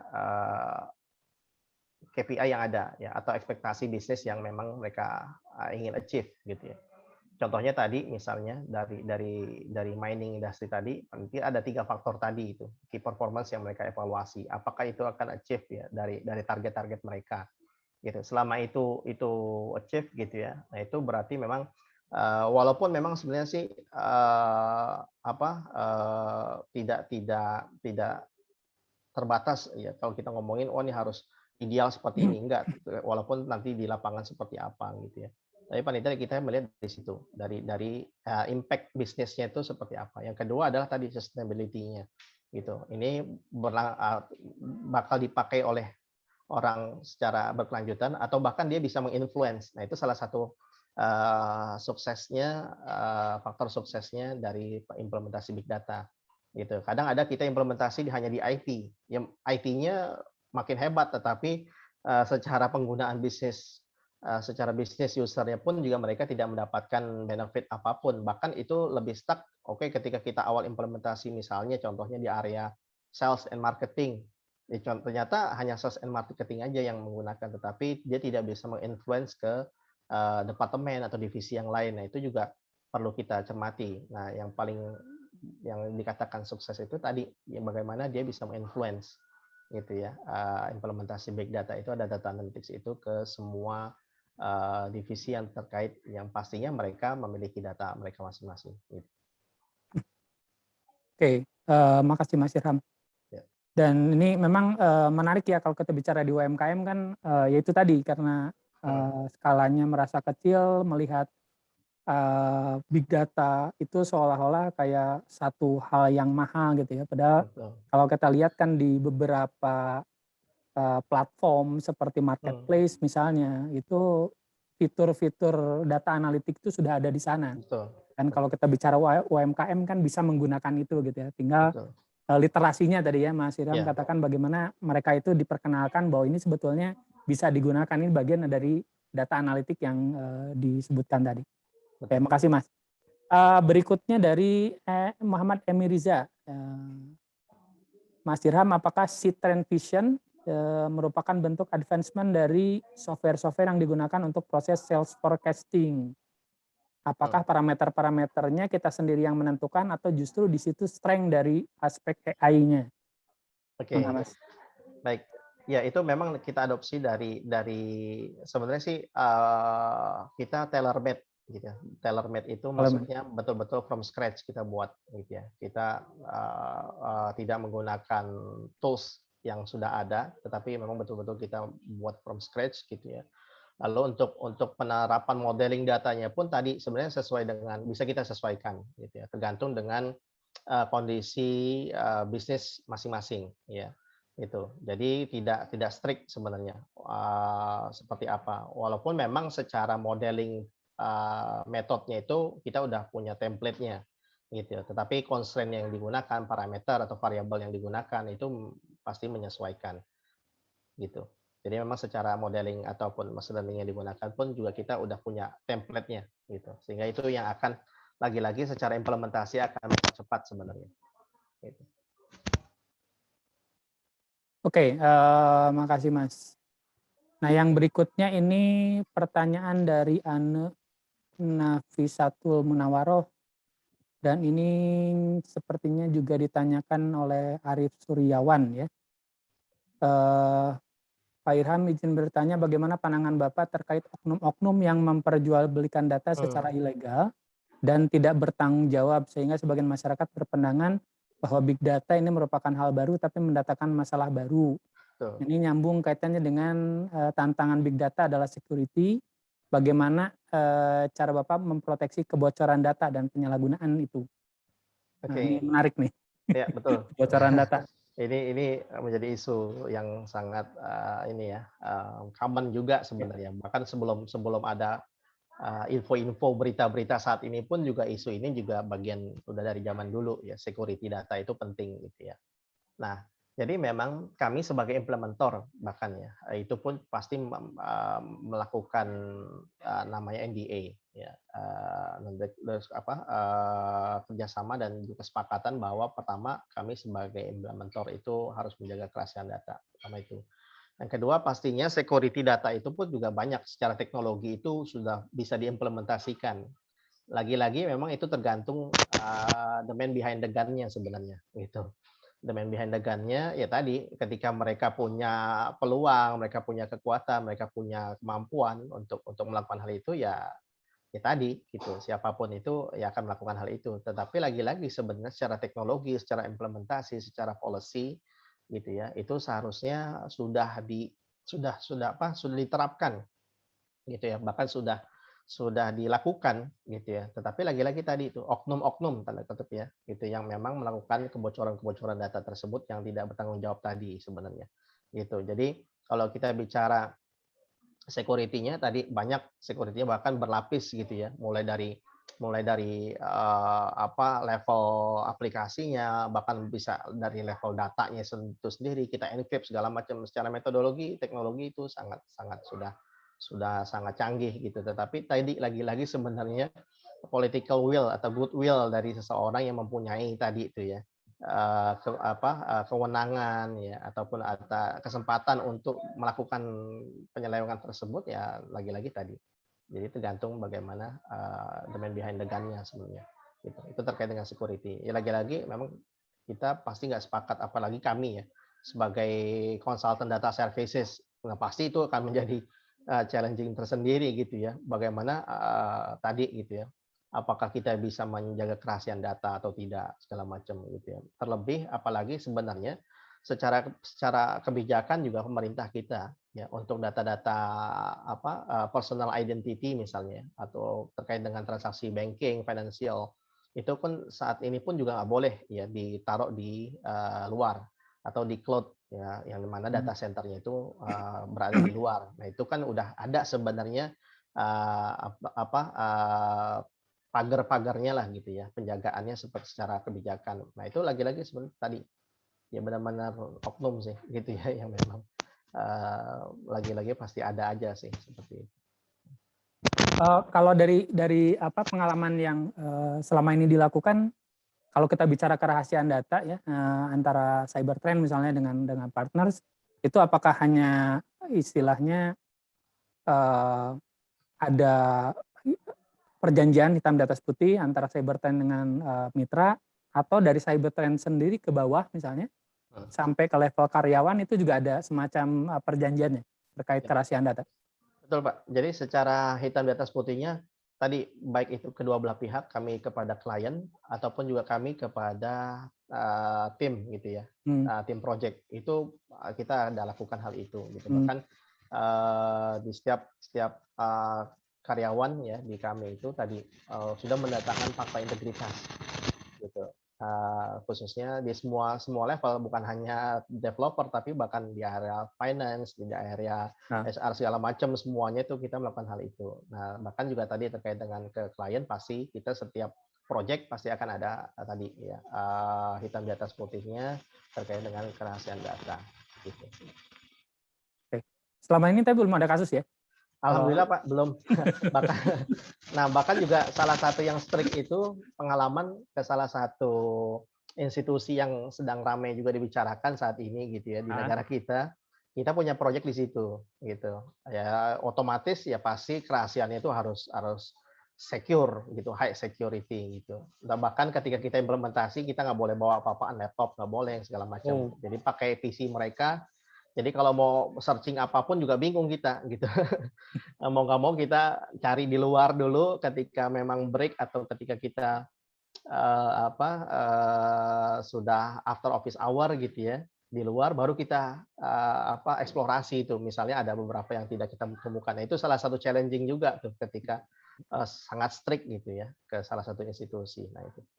Ya, menarik ya. Terima kasih Mas. Kemudian dari Wira Pramana Putra, izin bertanya Pak, bagaimana jika sebuah perusahaan ingin memanfaatkan big data dalam keputusan bisnis tapi tidak memiliki SDM yang belum terbiasa dengan perubahan digitalisasi atau memang belum terbiasa dengan software dengan pencarian big data, bagaimana langkah strategi awal perusahaan yang baru memanfaatkan big data dalam strategi bisnisnya? Oke. Nah, makanya tadi kami ada namanya framework untuk fast track tadi Pak. Gitu ya. Kami memberikan ataupun menawarkan namanya fast track program ya di awal tadi, makanya kita mulai dari assessment semuanya, entah itu assessment infrastruktur, sistem segala macam environment yang ada gitu, bahkan juga assessment untuk talentnya. Nah dari situ bareng-bareng kita lakukan tadi itu enabling terkait dengan big data itu sendiri gitu ya, khususnya ke SDM gitu, mau nggak mau gitu harus menjadi sebuah kebutuhan. Ya, nah dari situ baru kita bisa edukasi ya terkait dengan big data itu sendiri. Makanya mereka diberikan capstone project untuk bisa menghandle itu, gitu ya. Sehingga mereka tertanam ataupun memiliki basic paling tidak, gitu, untuk bisa secara experience ya, untuk bisa terkait dengan implementasi big data itu sendiri. Atau juga mungkin bisa diawali dengan training, gitu ya. Bahkan kami juga memiliki data science track training gitu ya, itu mulai dari data engineering ya, data analytics-nya itu sendiri sampai ke data visualisasinya gitu ya. Nah itu ada beberapa levelnya. Nah itu juga salah satunya juga mitra kami pun juga Telkom University gitu ya, untuk mendukung itu gitu. Seperti itu sebenarnya. Menarik kalau kita berbicara tentang big data talent ya, atau data analytic talent, data science talent, karena salah satu operator besar di kita juga sempat curhat gitu ya. Mereka mendevelop talent data science atau big data itu tidak mudah, tapi mudah hilang. Nah, Bener ada cerita seperti itu, Mas? pasti Pak, Karena ada karena yang bajak katanya. itu dia. Memang investasinya besar ya tadi ya, resikonya tadi. Makanya biasanya banyak ya, mereka ada ikatan dinas misalnya gitu. Untuk bisa mendapatkan privilege itu gitu ya.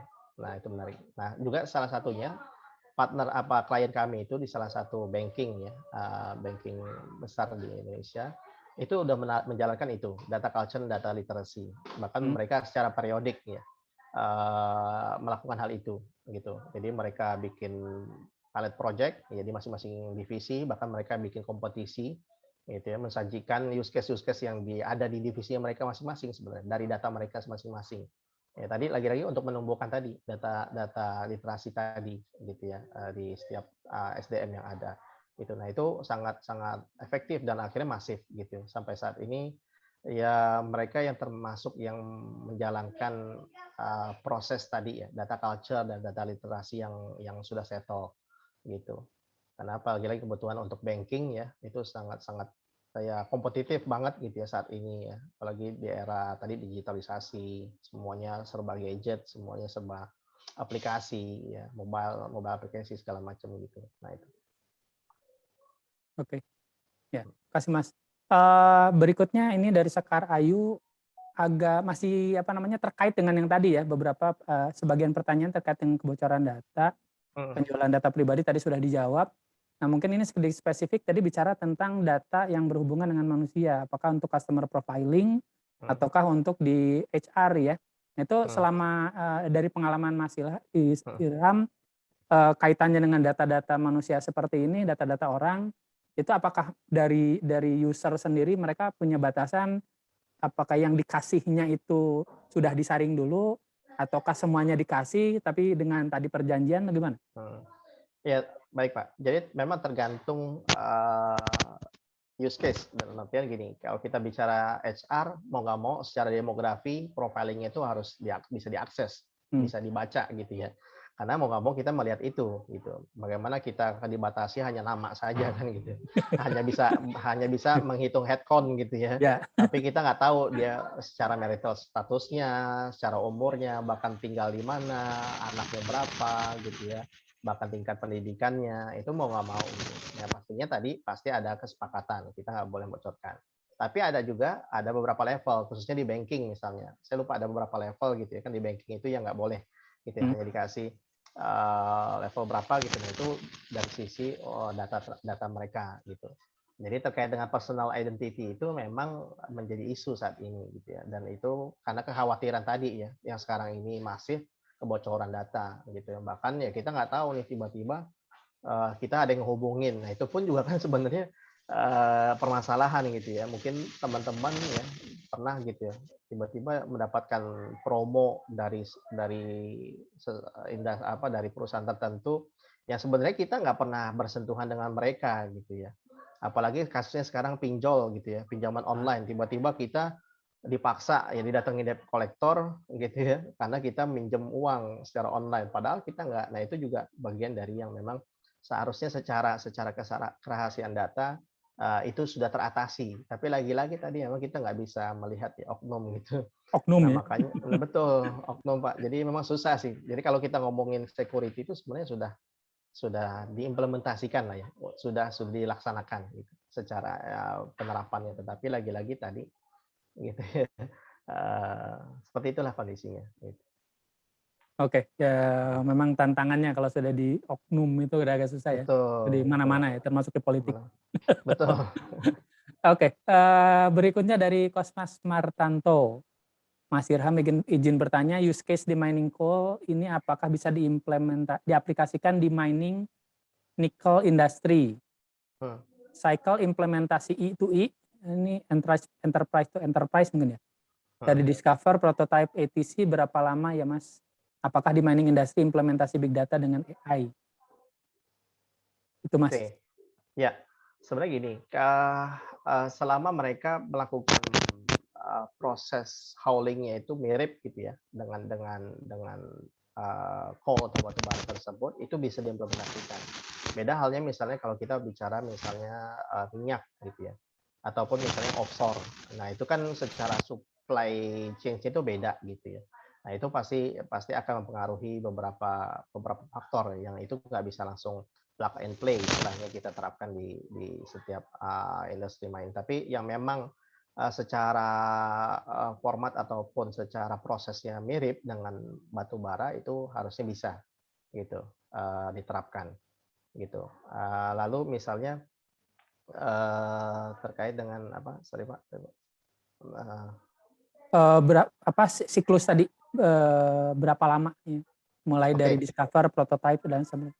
Oke, nah itu tadi yang saya sampaikan itu lebih ke data visualisasi atau data analytics standar ya.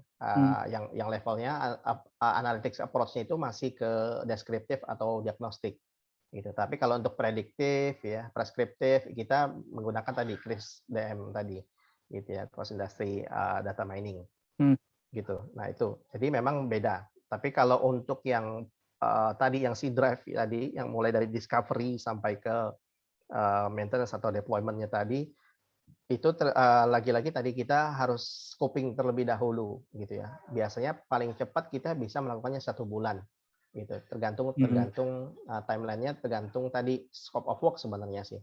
Gitu. Sama ketersediaan datanya. Kadang ada orang bilang, wah datanya udah ready nih dikonsum, tetapi ternyata secara preparation kita evaluasi, oh datanya itu masih kotor, masih ada duplikasi ya segala macam ya, belum terstandar. Nah, itu kan pasti akan mempengaruhi secara implementasi gitu ya. Nah, itu yang perlu dipertimbangkan. Jadi memang paling cepat kita biasanya mendeliver sebuah data analytics itu 1 bulan biasanya.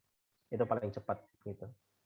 Secara quick win implementasinya gitu ya. Tapi tadi kalau untuk yang proses data mining ya, untuk advanced analytics-nya itu ya tadi lagi-lagi paling standar kayak kemarin itu kita di mining industry itu kita terapkan beberapa fase gitu. Fase pertama itu kita ngomongin tadi ya holding untuk keseluruhan tadi itu sampai 6 sampai 8 bulan kita lakukan itu. Karena ya tadi penyiapan infrastrukturnya, penyiapan environment big data-nya itu sendiri, lalu melakukan tadi ya modeling data segala macam sampai ke visualisasi datanya gitu. Nah, itu kita bikin beberapa fase gitu. Kalau katanya dengan AI, apakah di mining sudah digunakan juga pendekatan data analitik ini? Ya, saat ini kalau yang kemarin itu kita belum sampai situ Pak gitu ya. Baru memang lebih ke prediktif gitu ya untuk ininya gitu. Lebih ke operasional tadi ya? Lebih ke operasional Pak, betul. Saat ini. Oke, pertanyaan berikutnya dari Ferry Agus. Apakah dengan penerapan big data ini kenaikan improvement bisa terukur? Misal di sales kenaikan penjualan naik sekian persen, atau di industri bisa menaikkan produktivitas sekian persen. Artinya kalau sebagai konsultan misalnya ketika menawarkan sebuah solusi itu apakah ada ukuran-ukurannya, target-targetnya gitu? Betul. Nah, ini sebenarnya yang honestly ya, secara jujur kami sampaikan sebagai IT consultant sebenarnya. Dalam artian gini, jadi kalau kita ngomongin itu, biasanya kita nggak mau blunder, Pak, gitu. Itu terus terang. Karena ya tadi lagi-lagi ya, kalau ngomongin pencapaian, achievement secara bisnis gitu ya, penaikan profit, penaikan productivity, nah itu kan banyak faktor gitu ya. Nah, salah satunya ini kan sebenarnya salah satu penunjangnya itu adalah data analytics sebenarnya kan gitu.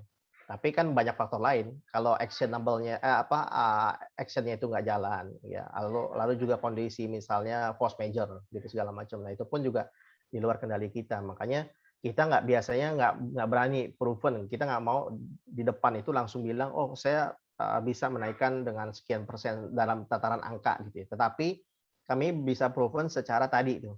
Ya, secara otomatis, ya, secara automatically, secara otomasi proses, lalu secara efisiensi tadi gitu ya, lalu penerapan yang berkepanjangan itu yang berani kami garansi gitu. Tetapi kalau ngomongin nilai, ya lagi-lagi tadi kami sebagai konsultan itu nggak akan memberikan itu gitu, karena lagi-lagi kan tadi ya.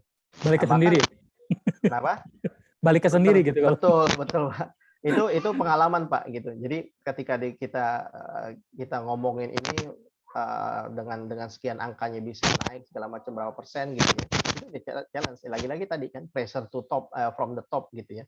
Pressure dari top manajemen, apalagi kalau udah ngomongin angka gitu. Nah itu akhirnya ya kita evaluasi, berikutnya kita nggak berani gitu ya. Dalam arti karena tadi sebenarnya faktornya itu ya tadi banyak gitu ya. Tapi kita menggaransi pasti ada perubahan karena terkait dengan tadi evaluasi yang lebih terkendali, termonitoring dengan rapi gitu ya, proses analytics yang otomatis, yang mudah gitu, itu pastinya akan membawa impact ke operasional dan bisnis itu sendiri gitu, dan itu pasti kita garansi. Dan ternyata memang banyak gitu ya setelah penerapan yang ada, khususnya tadi misalnya di salah satu produk kami di Citren Max ya, di sales canvassing itu betul gitu. Efektivitas ya dari sales canvassing activity tadi itu signifikan gitu. Jadi ketika mereka datang ke outlet, ke toko itu ya closing-nya itu hampir di atas 70% mereka closing gitu.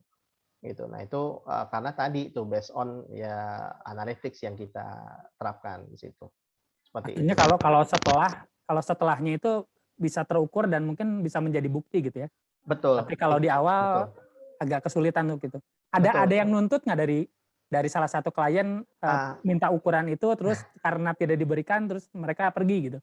Alhamdulillah sih Pak, sampai saat ini belum ada tindakan yang ekstrim Pak. Tapi memang tadi tuntutan itu ada gitu. Terus terang memang tuntutan itu ada. Apalagi sekarang gini, kita realistis ya. Ketika itu baru diimplementasi 1-2 bulan ya.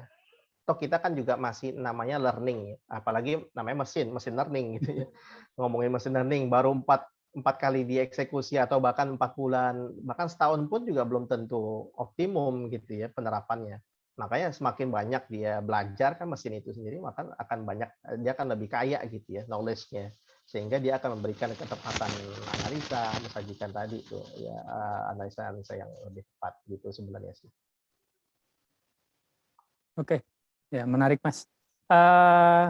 Dari Sunu, ini Pak Sunu ya, salah satu dosen kita nih. Terima kasih Mas Irham, menarik sekali. Izin bertanya, bagaimana supaya mudah menentukan bisnis problem? Kalau boleh share use case implementasi prescriptive analysis yang pernah Mas Irham buat. Terima kasih. Oke. Baik. Jadi tadi biasanya kita melakukan dua pendekatan, top to bottom atau bottom up ya untuk bisnis problem yang ada gitu ya. Entah itu dimulai dari tadi kita punya bisnis problem sudah terdefine ya seperti apa, atau kita berawal dari tadi kondisi data kita tuh seperti ini gitu. Dan kita bisa memunculkan sebenarnya insight-insight baru gitu ya, memberikan inovasi terkait dengan insight-insight baru yang bisa kita sajikan menjadi sebuah business insight nantinya gitu ya. Karena kan diharapkan dari bisnis problem dikolaborasi dengan data analytics menjadi sebuah business insight gitu. Nah, untuk terkait dengan prescriptive tadi, ya tadi kita based on pengalaman kita, salah satu yang kita buat itu lebih ke Citren Max tadi Pak, gitu. Jadi kita memberikan rekomendasi ya, bahkan terkait dengan kapan dia harus kunjungan, gitu ya, melakukan sales canvassing-nya, gitu ya. Lalu kapan dia produk-produk apa saja yang memang bisa dia sajikan atau dia tawarkan gitu ya, seperti itu. Dan bahkan juga untuk supply chain atau delivery optimizer tadi, yaitu terkait dengan prescriptive analytics-nya yang kita coba buat. Nah itu lagi-lagi pendekatannya tadi ya, ada business problem yang ada khususnya di salah satu FMCG gitu ya, terkait dengan tadi permasalahannya. Oh saya selama ini tadi banyak komplain dari salesman-nya gitu ya. Saya dikasih di assign tapi kok semuanya kacang semua istilahnya gitu ya. Kacangan semua gitu ya. Nggak ada yang closing, maksudnya secara potensial closing-nya itu sangat sedikit gitu ya. Nah, itu akhirnya mereka komplain. Makanya dari situ diramulah gitu ya. Itu akhirnya menjadi bagian yang semua happy istilahnya. Secara salesman-nya pun juga dia akhirnya menjalankan performance sales-nya juga dengan baik, lalu secara bisnisnya pun juga akhirnya juga baik gitu ya. Nah itu seperti itu sebenarnya gitu yang kami terapkan. Oke Mas, ini sementara yang terakhir ya. Oke, oke. Dari Riko Ayatul Yuza, izin bertanya, apakah ada perbandingan perusahaan yang pakai big data dengan yang tidak? Mulai dari output perusahaannya dan lain-lain, karena bisa jadi dananya untuk big data lebih besar dari hasil datanya.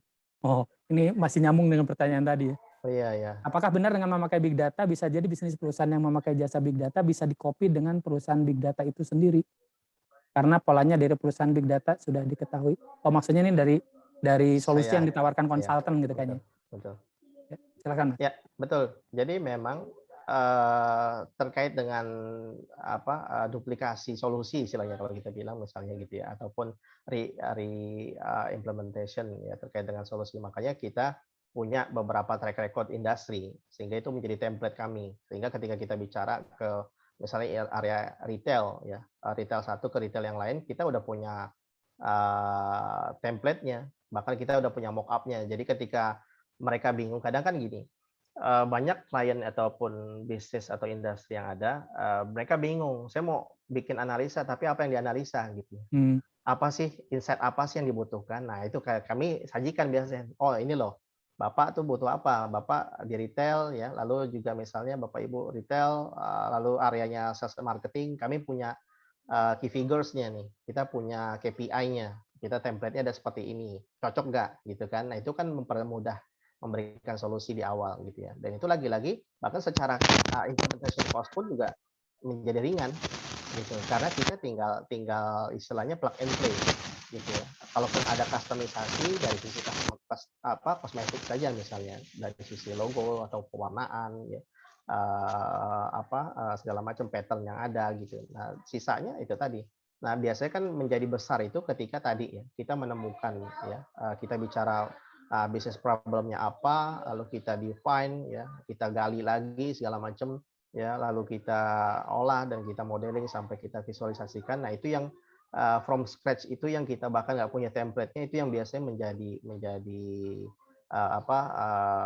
besar gitu ya. Tapi kalau tadi ya itu sangat mungkin kita duplikasi karena lagi-lagi ya sebenarnya kan areanya itu aja.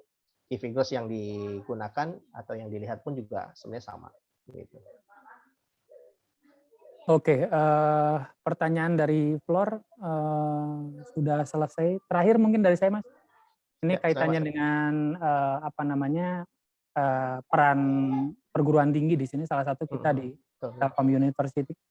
Kalau di industri sendiri, kira-kira peran-peran seperti apa yang diperlukan ya dalam konteks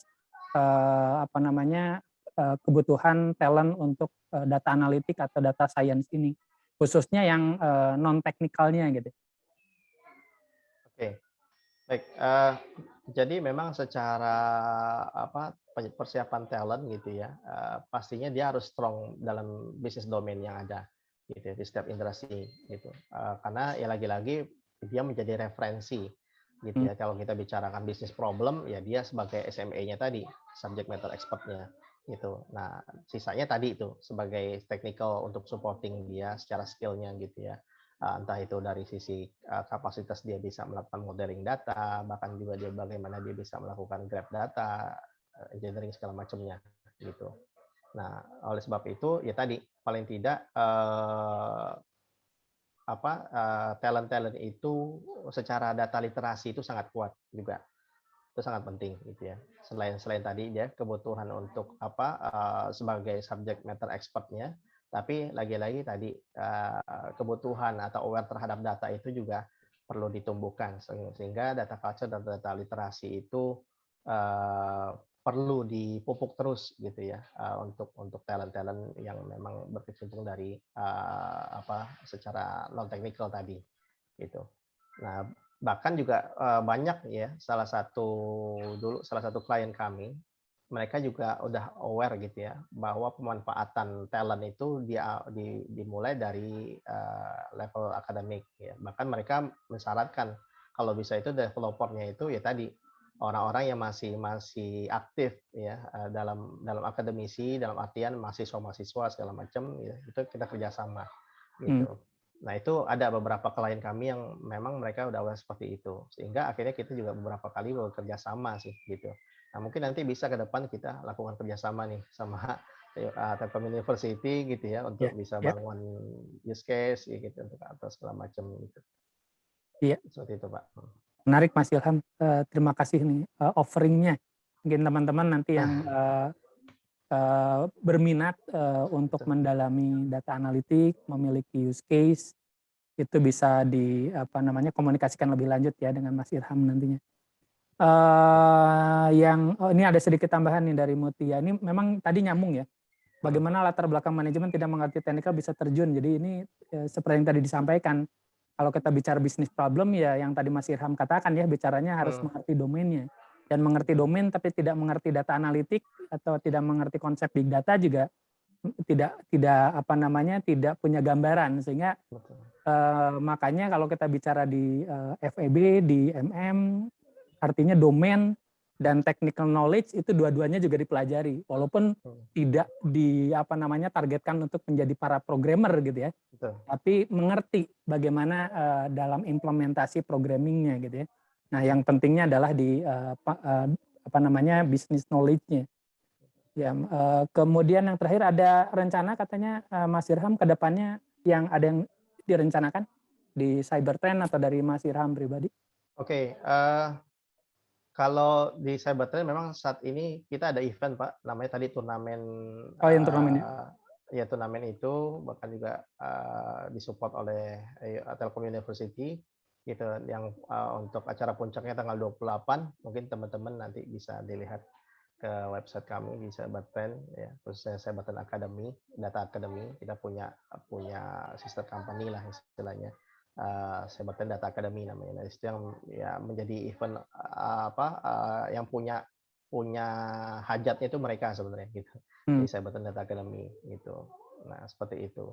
Nah, kalau saya pribadi sih memang tadi lebih banyak terus khususnya untuk mengadop ya, lebih ke business knowledge ya, memperkaya business knowledge, karena lagi-lagi kalau kita, apalagi kami ya di garda terdepan nih gitu ya, dari SI dari tim sales atau pre-sales ya, sales engineer itu garda terdepan untuk bisa meng-capture gitu ya kebutuhan ataupun bisnis problem yang ada, sehingga kita berikan solusi yang tepat gitu. Oleh sebab itu makanya tadi saya secara pribadi pastinya tadi terus mengeksplor terkait dengan business knowledge yang ada di industri-industri yang ada gitu ya, termasuk juga tadi penguatan secara skill technical ya, untuk bisa saya adopt gitu. Kira itu, Pak. Oke, makasih Mas Irham atas insight yang saya pikir sangat berharga ya untuk kita semua, untuk saya dan untuk juga seluruh mahasiswa di sini. Saya yakin ini memperkuat apa yang disampaikan juga di perkuliahan ya, keberadaan pembelajaran data analitik ya, big data analitik itu memang melengkapi ya kompetensi teman-teman ketika nanti berkiprah di industri ya. Bukan ditargetkan menjadi programmer walaupun bisa. Jadi teman-teman mahasiswa S1 kita pun mereka ada yang memang jadi programmer di data analitik dan mereka jago ya, tapi dengan belajar sendiri. Nah, tapi triggernya adalah itu dari kurikulum yang ada di kampus. Nah, mudah-mudahan ini juga bisa kita terapkan juga untuk teman-teman mahasiswa di program pasca sarjana khususnya di MM. Terima kasih Mas Irham atas insight-nya. Mohon maaf kalau ada kekurangan dari saya. Salam untuk teman-teman di Cybertrend. Baik. Mudah-mudahan kedepannya kita bisa bekerja sama kembali. Baik, terima kasih. Mungkin mohon maaf juga dari saya, Pak, kalau ada kurangan, kalau ada ini. Sama-sama. Saya tutup. Assalamualaikum warahmatullahi wabarakatuh. Saya kembalikan lagi ke Mas Ardan. Waalaikumsalam warahmatullahi wabarakatuh. Terima kasih banyak Pak Heri, dan juga terima kasih banyak tentunya kepada Pak Irham atas ilmu sharingnya bersama kami di Magister Manajemen, khususnya untuk para mahasiswa ya Bapak. Baik, mungkin untuk sebagai tanda terima kasih Pak dari kami dari Magister Manajemen Telkom University, berikut ada sedikit sertifikat Pak. Iya, ada sertifikat untuk Pak Irham. Terima kasih Bapak. Dan Oke, juga terima kasih mungkin banyak. siap, mungkin tadi ya Pak ada semacam kerjasama mungkin ya nanti ke depannya untuk Ya, terkait insya dengan Allah. Baik. kasus-kasus big data. Baik. Dan juga tentunya terima kasih juga kepada Pak Heri Irawan selaku moderator. Berikut Pak sertifikatnya untuk Pak Heri. Terima kasih. Baik, terima kasih juga kepada Pak Eka ya dari Cybertrend Pak Eka untuk berjalannya acara ini. Dan Bapak Ibu mungkin karena ini sudah di penghujung acara, sebelum kita akhiri, kita foto bersama dulu untuk mengabadikannya. Untuk yang pertama, seperti biasa, foto sesi pembicara dan juga moderator ya kepada Pak Irham dan Pak Heri. Saya berikan aba-aba. Baik, 1, 2, 3. Baik, selanjutnya untuk Bapak Ibu mahasiswa diharapkan untuk menyalakan kameranya, kita foto bersama. Alhamdulillah di sini 130, tadi sempat mencapai 150-an lebih ya Bapak ya. Ada 6 slide di sini. Slide yang pertama, 1, 2, 3. Slide yang kedua, 1, 2, 3. Slide yang ketiga, 1, 2, 3. Slide yang keempat, 1, 2, 3. Slide yang kelima, 1, 2, 3. Dan slide yang terakhir, 1, 2, 3. Baik, terima kasih banyak sekali lagi kepada Pak Irham, Pak Heri. Sama-sama, Mas. Baik, kami tutup acaranya. Mohon maaf apabila ada kekurangan Bapak Ibu semuanya. Sampai jumpa pada acara IU yang besok. Itu ada kelas Digital Talent Management, konsentrasi Digital Talent Management, dan juga ada kelas marketing.